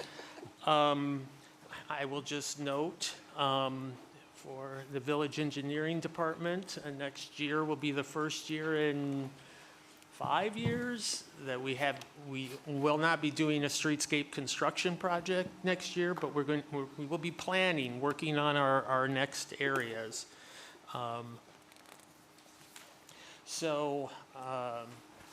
So for the streetscape projects we have planned, mentioned earlier, we've started the Hubbard Woods concept design. We'll continue to move forward with that into next year. That'll allow us to have some further dialogue with IDOT about those improvements and a possible jurisdictional transfer. The IDOT and Green Bay Road, looking at a possible jurisdictional transfer, will require a Phase 1 engineering report, which is a very detailed report and a significant expense. We've included it in the budget if we get to that point and want to move forward with that. We plan to finish the design concept on Green Bay Road in Indian Hill that we've partnered with Kenilworth on. And then the fund also includes some dollars to finalizing the concept plan for the Post Office Plaza concept. In terms of other project, we've carried over a little money for 93 Green Bay Road, thinking timing and when plant materials or other things come in. But it's substantially completed at this point in time. And then we've budgeted funds, as I think Tim mentioned earlier, for EV charging stations, including one possible fast charging stations. And we anticipate being awarded a grant for $555,000. And the village, as our share, would need to come up with $140,000 to fund those projects. In the municipal lots, okay. So this slide includes our 5-year CIP for the Business District Revitalization Fund. The items in the lighter blue we've discussed previously. The out years include dollar amounts for design and construction of the Post Office Plaza, of Hubbard Woods streetscape improvements, and construction design of Green Bay Road through Elm Street. The years out do not include all cost estimates such as Indian Hill. And once we get to the point of coming up with those designs and a better estimate, we'll start including those in out-year budgets. So in terms of funding the Business District Revitalization Fund, we plan to continue to transfer $1.65 million from the general fund in 2024 and 2025. As we get into the 2025 budget process, we will determine if we will need to continue the transfer of the $550,000 from the general fund. We also note that in 2024, we should receive a grant. We should receive grants, one, $300,000 from the state capital bill, and then nearly the $555,000 in the federal funding for EV charging stations. The fund shows a positive ending cash balance through 5 years. However, this does not take into consideration the design and construction of improvements in Indian Hill on Green Bay Road and within the Elm Street Business District. As was mentioned earlier, the village will be pursuing grants. We've already identified about $8.5 million in potential funding sources. So as we continue to explore grants as a funding mechanism, the timing of when we may be able to secure such grant funding may impact the ultimate timing of some of these proposed projects. And with that, I'd be happy to answer any questions. Can I add one thing too, David? Because it's a clarification, I think it's pretty important, that on the Green Bay pieces, both Kenilworth, Winnetka, and Hubbard Woods, that there's an expectation that a substantial amount of funds should come out of the jurisdictional transfer transaction if we choose to go in that way. Yeah, we'll work with, and Rob, With if you- IDOT and Yeah, the it- like. partnering on- it's going to be a dogged negotiation with them. Right. But that's how towns make it happen. The goal is to get them to invest in the basic infrastructure that we will take on in perpetuity. Right, basically the state buys their way out of that Yeah. obligation. And their track record of recent years is mixed on their level of investment. So we'll have to put our full shoulder into it to get every dollar we deserve. That's the fun part. David, how many EV stations, this is plan for another time, I don't want to get into it too much here, but how many EV stations are you looking to put in municipal lots? I just want to make sure that the understanding of how people use EV is actually,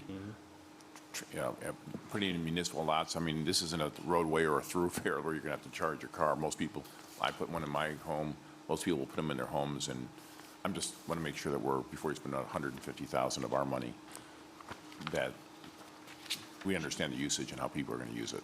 Yeah, and I know Brian collects data on that, but they are used frequently. We have a number of residents who live within the districts who may not have the ability to install an EV charging station because they're renting an apartment or living in a condo building with no on-site parking. We see them using the EV charging stations, as well as during the day, employees coming into the district using EV charging stations. Okay. That's the question I wanted to ask. I have a couple of friends who for whatever reason, decided not to upgrade their service at their homes and are parking overnight in some of the EV charging stations. Yeah. So I know. the one that is loaded into this budget is a fast charging station, Yeah. which Got it. has quite a bit of allure to the Allure. users. So, Okay. yeah, looking at the location over in Hubbard you. Woods for that, behind McDonald's, if we can make it fit. Great. Thanks, David, David. can you define a little better the status of this grant? I thought it had been awarded. You're saying you expect it to be awarded? It has been awarded. We haven't received the money in-house yet, but it has been awarded.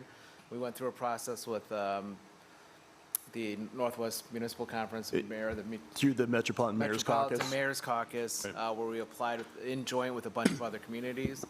And by doing that, we were able to get this grant. We could have applied independently, but we probably would have not been successful as an independent because as a standalone entity, sometimes Winnetka doesn't look like a good place to support with grant money when there's other villages that might be more in need. So by pooling with other communities, we had the right, demographics to be able to get some money out. So do we wait until our grubby hands are on the money before we Yeah, we're not gonna, proceed? yeah, we won't construct the project until we Got get it. to the point where there's a signed, at least a Yeah, signed grant good. agreement in place that we know we're gonna get reimbursed once we shell out the money. Great, great.